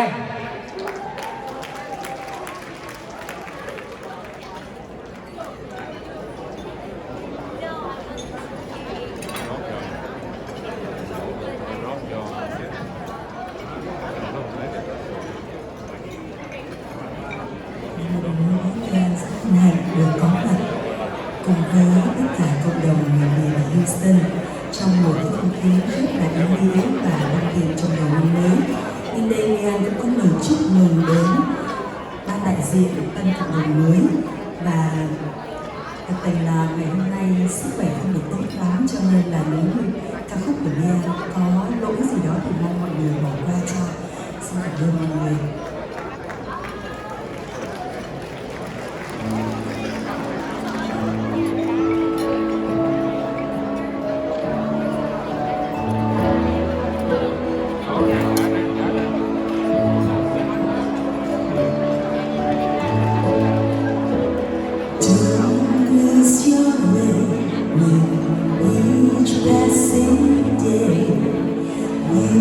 Come so far, don't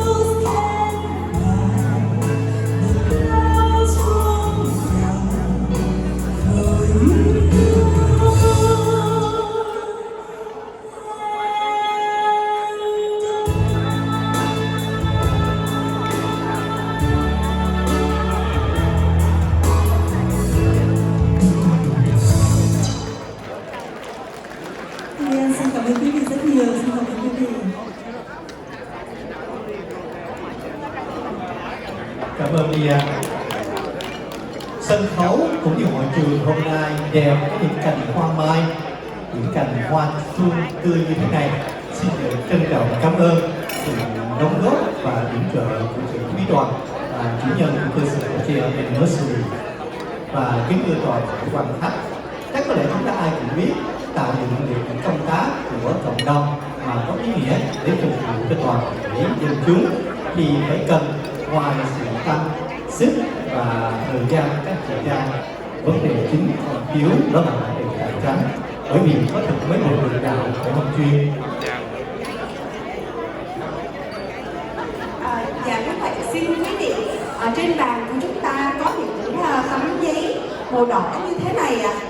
Nếu hôm nay chúng ta có lòng hảo tâm để giúp cho tân bang đầy để mà có thể có thêm tài chính để trong 3 năm tới sẽ có những sinh hoạt cho cộng đồng của chúng ta, thì quý vị có thể viết những tấm check đến VNCH là I guess nó là ngắn gọn cho Việt Nam Cộng Hòa đó, hoặc là quý vị có thể Zelle, chúng ta có thể lên app của những nhà băng của chúng ta và Zelle đến vnch2023@gmail.com.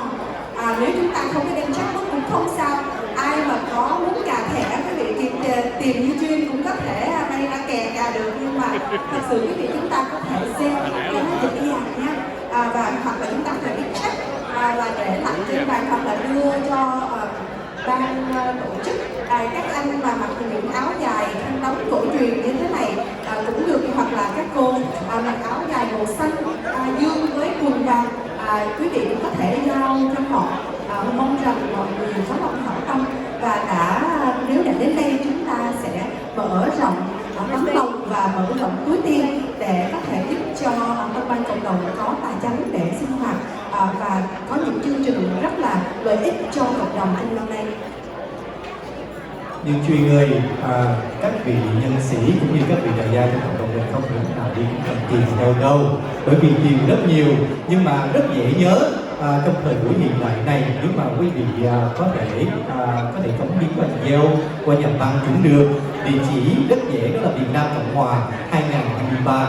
Năm nay năm 2023, Việt Nam Cộng Hòa viết tắt Việt Nam Cộng Hòa VNCH 2023@gmail.com, hoặc thực sự ra chỉ cần một cú điện thoại tới các anh chủ tịch, tới tất cả các thành viên thì những sự đóng góp của quý vị sẽ được trân trọng. Và chúng con được biết về những cành hoa rất đẹp như thế này từ chị Thúy Đoàn thì đã tặng hết cho ban tổ chức. Do đó sau ngày hôm nay quý anh chị em nào cũng được chuộc về hay là mua về làm lọc để trưng đẹp trong nhà thì quý anh chị trong ban tổ chức cũng sẽ cho chúng ta biết được bao nhiêu. Cái nỗi niềm mỗi một chậu hoa về là 100 đồng tượng trưng. Cảm ơn Duy Chuyên. Học thầy không thầy học bạn, với sự khiêm tốn của anh tân chủ tịch Brian Chu Văn Cương cũng như toàn thể các anh chị trong hội đồng đại diện cộng đồng, thì các anh chị có nhà ý học và cũng như gửi lời chào đến tất cả những anh chị chủ tịch của các cộng đoàn bạn đang có mặt nơi đây. Và đầu tiên phải kính trọng trước Oversight Committee, Oversight Council. Thì bây giờ chúng tôi sẽ được trân trọng giới thiệu tất cả các vị chủ tịch đang có mặt ở đây cùng lên sân khấu. Đầu tiên đó là chủ tịch hội đồng giám sát của cộng đồng người Việt quốc gia thiếu sinh và phục vụ cần, anh Quỳnh Quốc Văn. Chủ tịch cộng đồng Việt Nam quốc gia hạt Torrance, anh chị Nguyễn Hữu Đoan Trang. Chủ tịch cộng đồng người Việt quốc gia Atlanta, Georgia, cô Trà My. Chủ tịch cộng đồng người Việt quốc gia Dallas, anh Tri Sinh Lý. Và chủ tịch cộng đồng người Việt quốc gia Utah, Gary Trump. Xin mời tất cả vị chủ tịch cùng lên sân khấu. Xin mời tất cả các chủ tịch cùng lên sân khấu để chúc mừng và support cho anh chủ tịch mới của chúng ta. Có vài điều chia sẻ đến với xin mời cô Trang, anh Jason Lý, cô Trà My, chị Atlanta và anh Gary Trần. Xin mời tất cả các vị chủ tịch. Và chúng tôi sẽ được bắt đầu bằng những lời phát biểu của anh chủ tịch hội đồng giám sát Oversight Council, Mr. Quỳnh Hữu Văn. Well, it's a wonderful event, and I'm honored to be here tonight. I would like to congratulate to the board of directors of the Vietnamese and American communities of Houston and vicinity. 2023-2025 comes. You have dedicated, you have working hard, you spend your heart, spend your time, spend your challenge, overcome all the challenge to support the community. Thank you so much for your sacrifice. Thank you so much for your dedication. And I wish you all the best. I wish you to connect our community, to be a great part of the city of Houston, the great part of our county, our state, and be a part of this great community.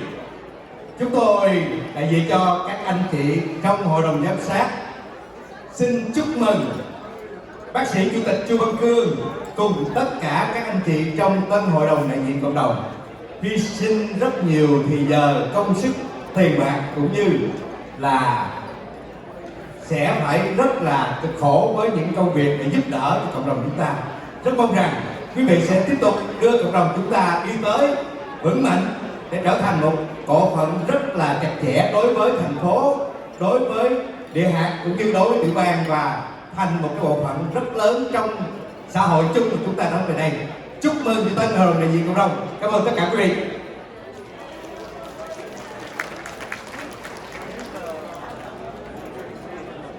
Kính chào toàn thể quý vị quan khách đang có mặt trong hội trường ngày hôm nay. Thật là một vinh hạnh cho chúng tôi khi được tham dự lễ nhận chức cũng như ra mắt tân hội đồng đại diện cộng đồng người Việt quốc gia Houston và vùng phụ cận. Chúng tôi tin rằng dưới sự lãnh đạo của nha sĩ Chu Văn Cương cũng như tân ban đại diện mới sẽ đem đến những sinh hoạt rất là phúc lợi cho cộng đồng tại tiểu bang. Và thay mặt cho cộng đồng người Việt quốc gia Hoa Kỳ cũng như tiểu bang Georgia, xin gửi lời chúc mừng đến tân ban đại diện cũng như chúc mừng cho đồng hương tại Houston đã chọn được một đội ngũ lãnh đạo tin tưởng, uy tín, có kinh nghiệm và sẽ đem tất cả những sinh hoạt lành mạnh cũng như giữ vững lập trường của người Việt hải ngoại, bảo vệ lá cờ vàng, bảo vệ lá cờ di sản của cha ông cũng như là đem những cái chương trình văn hóa tốt đẹp để chúng ta thế hệ mai sau. Và chúng tôi hy vọng sẽ có những cơ hội làm việc chung với cộng đồng của Houston cũng như tất cả các cộng đồng bạn tại cấp tiểu bang để đem cộng đồng người Việt hải ngoại đến một cái bước vững mạnh hơn, đoàn kết hơn và nhiều thành công hơn. Trước thềm năm mới, xin gửi lời chúc đến tất cả quý vị được một năm mới thật nhiều sức khỏe, an khang, thịnh vượng và thành công. Xin cảm ơn. Lời nói đầu tiên, xin được trân trọng kính chào tất cả quý vị quan khách có mặt trong đêm hôm nay. Tôi xin được đại diện ban quản trị cộng đồng hạt Terrence Forward tỏ lời ngưỡng mộ, thán phục với một buổi lễ tuyên thệ thật là trang trọng. Đó là sự trang trọng đó đêm hôm nay đã diễn ra để nói lên những tấm lòng của tất cả quý vị quan khách và đồng hương tại vùng Houston, cũng giống như quý vị đại diện quý cộng đồng ở quý hội đoàn trong cộng đồng Houston đã đặt hết niềm tin vào tân ban quản trị mới do gia sĩ Chu Văn Cương là người thủ ủy vai trò chủ tịch trong năm nay. Và trước thềm năm mới, trân trọng kính chúc tất cả quý vị quan khách có mặt hôm nay một năm mới an khang, thịnh vượng, thành đạt. Chúc ban tân quản trị cộng đồng Houston hăng hái, gặt nhiều kết quả và luôn luôn giữ vững một lập trường không có cộng sản tại vùng Houston. Cộng đồng Houston trân trọng kính chào. Good evening. My name is Jason Lee. I'm the president of the community of Greater Dallas. I'd like to congratulate VNCH board director. I wish you all the best of luck. Và Jason là chủ tịch của cộng đồng người Việt quốc gia Dallas xin chúc mừng tân ban quản trị, tân ban đại diện của cộng đồng người Việt quốc gia Houston. Thì Jason cũng đã làm việc với cộng đồng Houston đã nhiều năm và hy vọng rằng cộng đồng chúng ta Dallas cũng như Houston sẽ có cơ hội làm việc chung trong những thời gian sắp tới. Và trước thềm năm mới, Jason xin đại diện cho cộng đồng người Việt quốc gia Đà Lạt xin kính chúc quý vị một năm mới an khang thịnh vượng và nhiều gặt hái được trong năm 2023 quý mão, và xin cảm ơn quý vị. Kính thưa quan khách, kính thưa quý đồng hương, thay mặt cho cộng đồng người Việt tự do Dương Nam, tôi xin chúc mừng ban đại diện cộng đồng người Việt quốc gia Houston. Chúc quý vị có một nhiệm kỳ mưa thuận gió hòa và đóng góp phục vụ cho cộng đồng và luôn hướng về quê hương Việt Nam không cộng sản. Cảm ơn quý vị. Happy New Year. Xin toàn thể quý vị hãy cho Chủ tịch Hội đồng Giám sát cùng tất cả các chủ tịch của cộng đồng bạn khắp nơi đã về chung vui với người Việt của chúng ta. Xin tất cả quý vị cho quý vị ở trên sân khấu một tràng vỗ tay thật lớn của quý vị. Cảm ơn anh Chủ tịch cũng như tất cả các chủ tịch của cộng đồng bạn. Vâng, thưa toàn thể quý vị, xuân đi xuân về xuân lại đến. Mỗi lần xuân về là chúng ta trở về nguồn, trở về những trang lịch sử oai hùng của dân tộc. Không gì bằng đó là lá quốc kỳ của Tổ quốc, màu vàng ba sọc, tượng trưng cho sự hào hùng của dân tộc Việt Nam chúng ta. Trong ngày đầu năm này, chúng ta cùng hướng về với Tổ quốc bằng hình ảnh lá cờ vàng ba sọc đỏ. Xin quý vị cùng với chúng tôi để đứng lên cầm những lá cờ của Việt Nam Cộng Hòa và lá cờ thân yêu của Hoa Kỳ mà chúng ta đã đón nhận làm quê hương thứ hai của mình. Cảm ơn đất nước Hoa Kỳ và tri ân Tổ quốc Việt Nam chúng ta. Với nhạc phẩm Lá Cờ Thiên, với tiếng hát của nam ca sĩ Hoàng Tường sẽ cùng với chúng ta với những lá cờ bay trở về cội nguồn, trở về những trang sử oai hùng của dân tộc, để chúng ta ghi ơn những người đã đi trước và chúng ta cùng nắm tay nhau để đoàn kết yêu thương, để làm sức mạnh cho người Việt Nam dù chúng ta đang sống trên đất khách quê người này. Một lần nữa xin quý vị chào đón tiếng hát nam ca sĩ Hoàng Tường.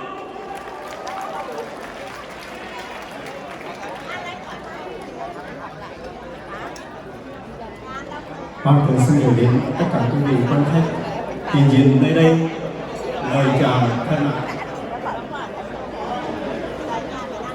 Xin chúc mừng tân hội đồng người Việt quốc gia tại thành phố Houston. Nó lấy bằng rồi trúng đi đó. Lấy bằng luôn.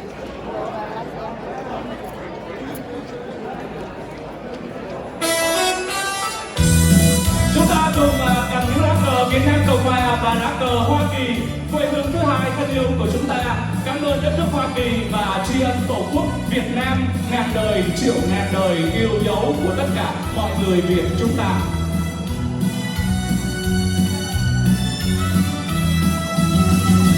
Máu anh hùng vẫn đổ trên quê hương, vì cờ thiên mà anh chiến đấu, vì tự do mà anh không trần bao gian nan đầy gian khổ, nước mắt và mồ hôi cho cây rừng mai đứng thẳng, dòng xưa mẹ đong đầy ngọn cờ vàng phất phới bay.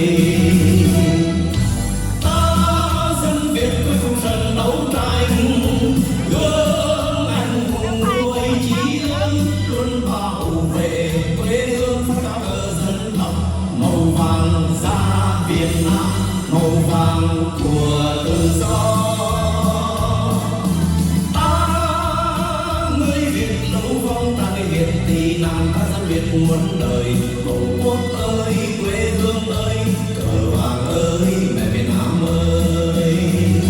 Lá cờ vàng hồn Việt bay không bay, hồn linh thiêng hồn bất khuất, hồn ông cha hồn ông Sơn Hà. Ta theo hương và theo cờ, vì nước và vì dân, cho muôn đời dòng dân Việt, dòng sông mẹ dân tràn, muôn triệu người cùng đứng lên. Để tôn kính lá cờ Tổ quốc Việt Nam Cộng Hòa, trân trọng mời quý vị cùng đứng lên để tôn kính lá cờ Tổ quốc Việt Nam Cộng Hòa.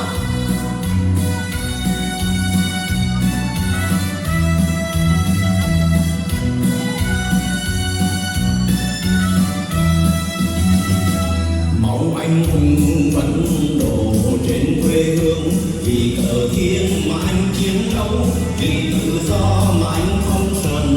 Bao gian nan đầy gian khổ, nước mắt và mồ hôi cho cây rừng mãi đứng thẳng. Dòng xưa mẹ đong đầy ngọn cờ vàng phất phới bay. Ta dân Việt quyết không sờn đấu tranh, gương anh hùng nuôi chí lớn, luôn bảo vệ quê hương các cờ dân tộc. Màu vàng da Việt Nam, màu vàng của tự do. Ta người Việt lưu vong tặng Việt vì nằm ta dân Việt muôn đời. Tổ quốc ơi, quê hương ơi, cờ vàng ơi, mẹ Việt Nam ơi. Lá cờ vàng bốn biển bay tung bay, hồn linh thiêng hồn bất khuất, hồn ông cha hồn ông sơn hà. Ta theo hương và theo cờ, vì nước và vì dân, cho muôn đời dòng dân Việt. Dòng sông mẹ dân tràn, muôn triệu người cùng đứng lên. Ta dân Việt quyết không sờn đấu tranh, gương anh hùng nuôi chí lớn, luôn bảo vệ quê hương các cờ dân tộc. Màu vàng da Việt Nam, màu vàng của tự do. Ta người Việt lưu vong tại Việt thì nam ta dân Việt muôn đời. Tổ quốc ơi, quê hương ơi, cờ vàng ơi, mẹ Việt Nam ơi. Tổ quốc ơi, quê hương ơi, cờ vàng ơi, mẹ Việt Nam ơi. Tổ quốc ơi, quê hương ơi, cờ vàng ơi, mẹ Việt Nam ơi.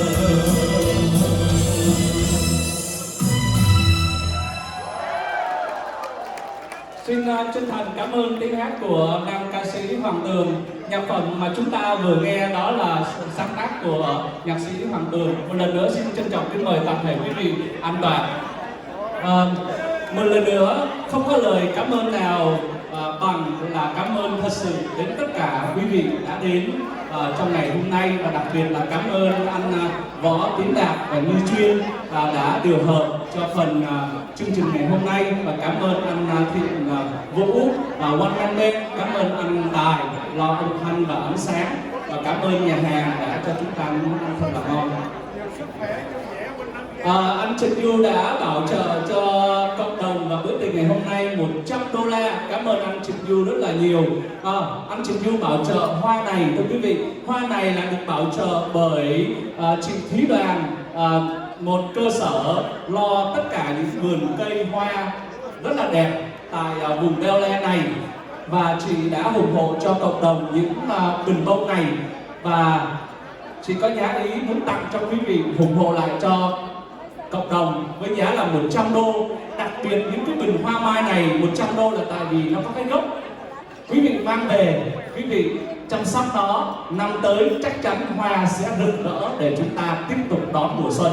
Cho nên đó là lý do tại sao bình hoa này nó đặc biệt như vậy thưa quý vị. Và để tiếp nối chương trình văn nghệ, quý vị đã thương cộng đồng thì quý vị hãy thương cho chót, ở lại với tất cả anh em của Tân Ban Hội đồng cũng như tất cả chúng ta để chúng ta cùng vui xuân. Xuân đi rồi xuân về, xuân ở lại mãi với chúng ta. Và sau đây với ban hợp ca Hùng Việt sẽ gửi đến tất cả chúng ta hai nhạc phẩm Đất Nước Lâm Nguy do tác giả đại tá thủ quân lục chiến Nguyễn Trí và nghệ nhân là Trang Thủy. Và sau khi anh đã nghe hợp ca Hồn Việt hát bài Đất Nước Lâm Nguy thì anh đã sáng tác thêm một bài nữa, Ta Phải Ra Đi.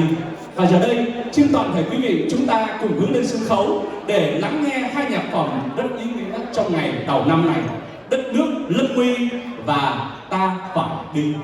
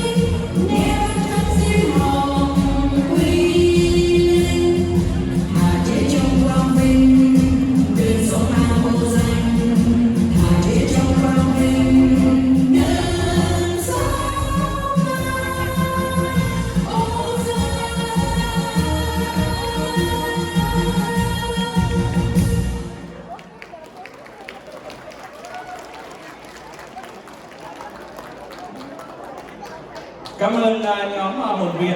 Trong khi nhóm Hồn Việt sẽ gửi đến tất cả chúng ta thêm một nhạc phẩm nữa, thì xin cảm ơn tất cả quý vị ân nhân đã thương đến cộng đồng của quý vị.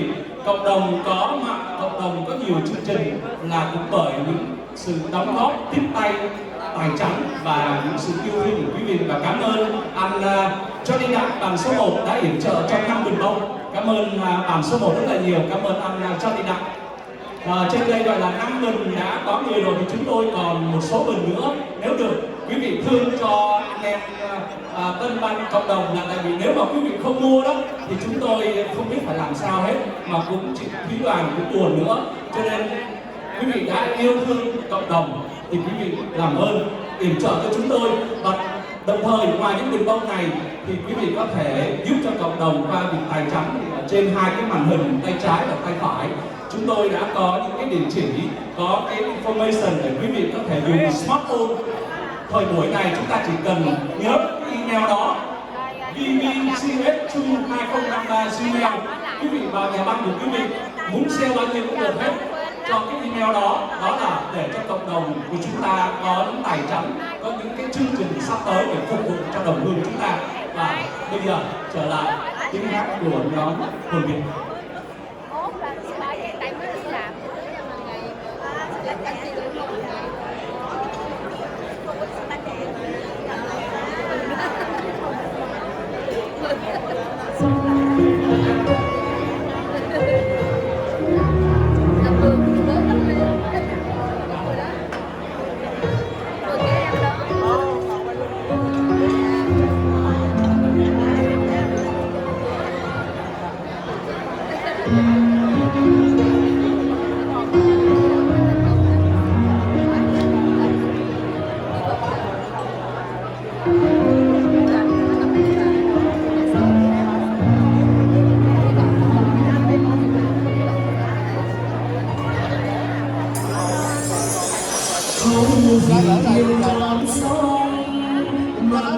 Ghiền Mì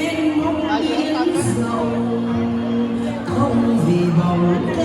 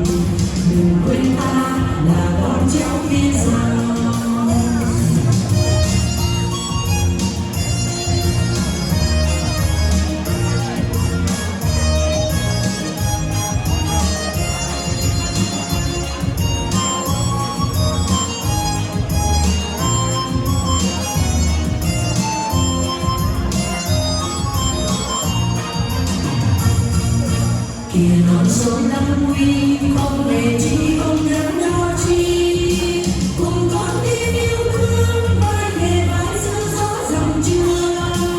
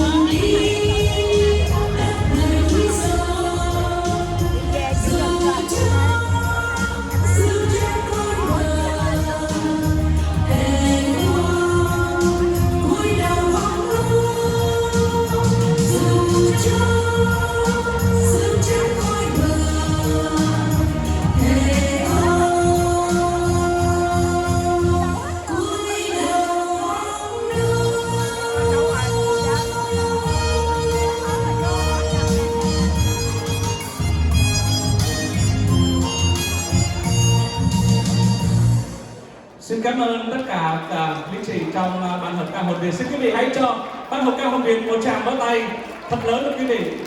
Vâng, thưa quý vị, hồi nãy Khánh Như có nói là quý vị có thể gieo tiền qua cái email đó, nhưng mà đồng thời ở phía dưới thì có một số anh chị em tích tân cũng đang ở phía dưới để đón tất cả những cái món quà, những cái yêu thương mà quý vị đóng góp cho cộng đồng, để cộng đồng chúng ta có những cái sinh hoạt trong những ngày tương lai.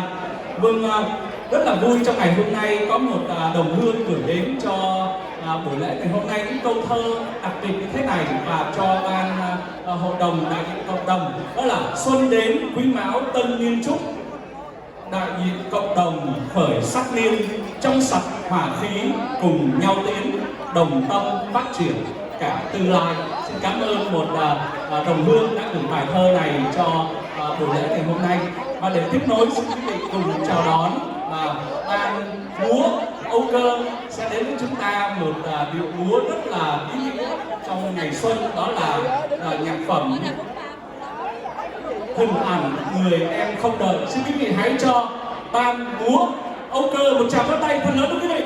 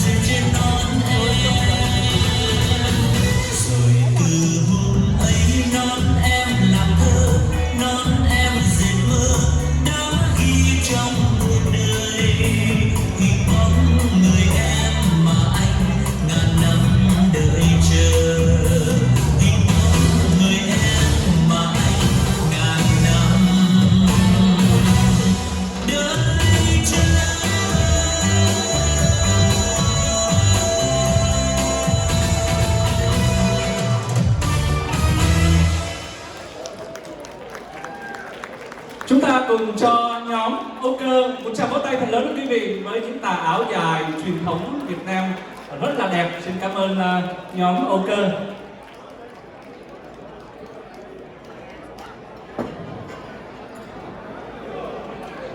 Chúng tôi cũng xin được cảm ơn tất cả các vị mạnh thường quân. Chúng con biết là có nhiều quý vị đã ủng hộ nhưng mà chưa có kịp để mà thông báo lên.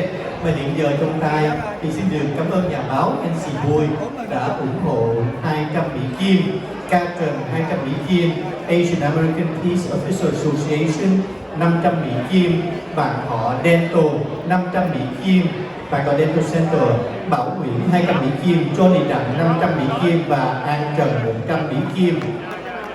Jason Lý, Chủ tịch Cộng đồng tại Đà Lạt xin được tặng 300 Mỹ Kim. Và chúng con thấy là các chị của đang hỗ trợ cho tân cộng đồng mới đang chờ ở phía sau. Thành ra quý anh chị em, quý bà con cô bác, nếu mà đang trên đường về hay là tự nhiên đi ngang mà có tự nhiên muốn một cái lì xì đầu năm chẳng những hơn cho mình mà hơn cho cả cộng đồng thì xin ghé gặp các anh chị ở phía sau. Thấy anh Tiến Đạt nói là quý vị đi về, nhưng mà Khánh Như nói quý vị khoan về quý vị, tại vì chương trình văn nghệ còn những tiết mục rất bất ngờ với quý vị.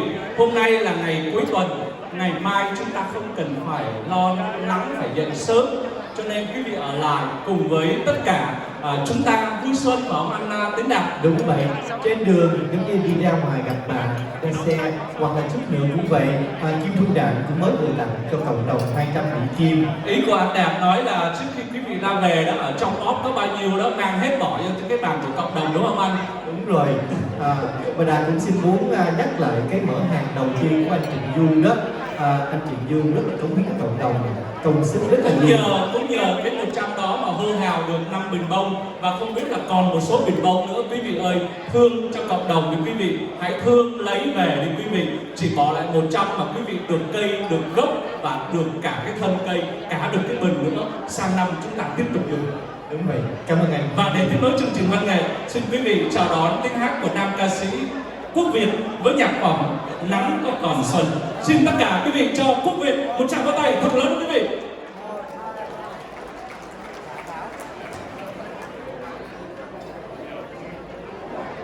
Lần đầu tiên Quốc Việt xin được chào đón tất cả quý vị.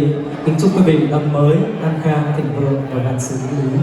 Và nhạc phẩm Quốc Việt xin cảm ơn quý vị đã sau đây với nhạc phẩm được mang tên Nắng Có Còn Xuân của sáng tác của nhạc sĩ Hiếu Chí. Xin mời quý vị cùng thưởng thức.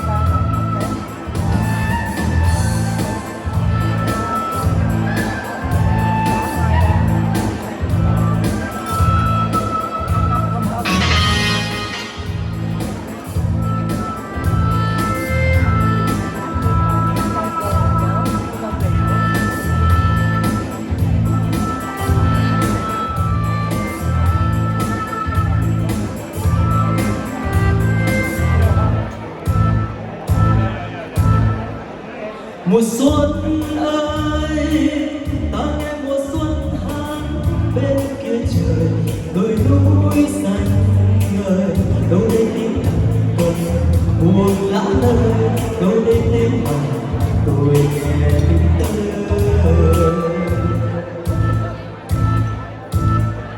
Và em tôi lúc lên gió sương trắng trong vơi vợi, em biết yêu rồi, em yêu những chiều hồi nghe gió rơi, em yêu tiếng đàn tôi, yêu thế thôi.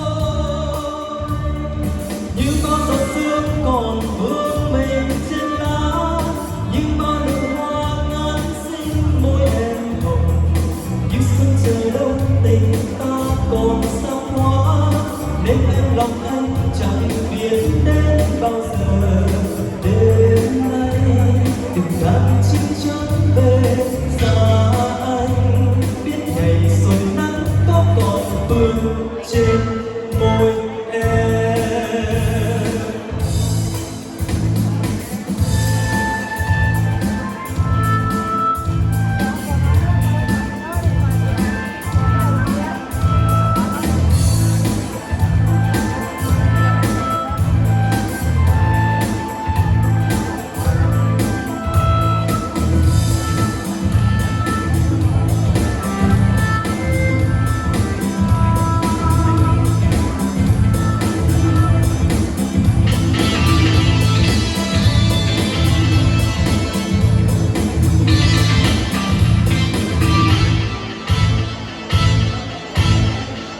Mùa xuân ơi, ta nghe mùa xuân hát bên kia trời, đôi núi xanh ngời. Đâu đây tiếng đàn cầm buông lá lời, đâu đây tiếng lòng tôi nghe tiếng ơi. Và em tôi lung linh gió sương trắng trong vơi vợi. Em biết yêu rồi, em yêu những chiều thôi nghe gió rơi. Em yêu tiếng lòng tôi, yêu thế thôi. Những bao gió sương còn vương mình trên lá, những bao nụ hoa ngát xinh môi em hồng. Như sương chờ đông tình ta còn xa hoa, bên em lòng anh chẳng biết đến bao giờ. Đêm nay tình đang chim trong về xa anh, biết ngày xuân nắng có còn vương trên môi em. Đêm nay tình đang chim trong về xa anh, biết ngày xuân nắng có còn vương trên môi em.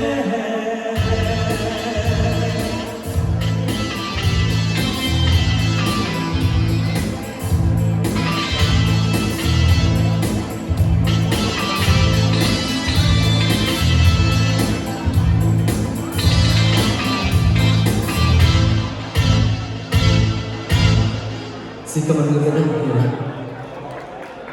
Xin cảm ơn tiếng hát của nam ca sĩ Quốc Việt rất là nhiều.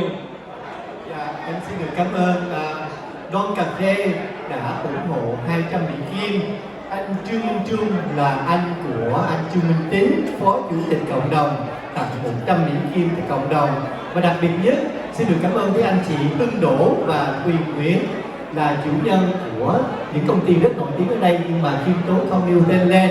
Anh Hưng Đỗ và chị Thùy Nguyễn không mua hoa mà còn tặng lại hoa cho cộng đồng trị giá 1.000 Mỹ Kim. Cảm ơn anh Hưng Đỗ và chị Thùy Nguyễn. Vâng, xin cảm ơn tất cả quý vị ân nhân. Vâng, để tiếp nối chương trình văn nghệ, xin quý vị chào đón một tiếng hát cũng đang tin bước tất cả những cha bác đã đi trước và các cô chú ở trong cộng đồng của chúng ta, đó là cho em Bella sẽ lên đây gửi cho chúng ta một nhạc phẩm, đó là Bước chân Việt Nam.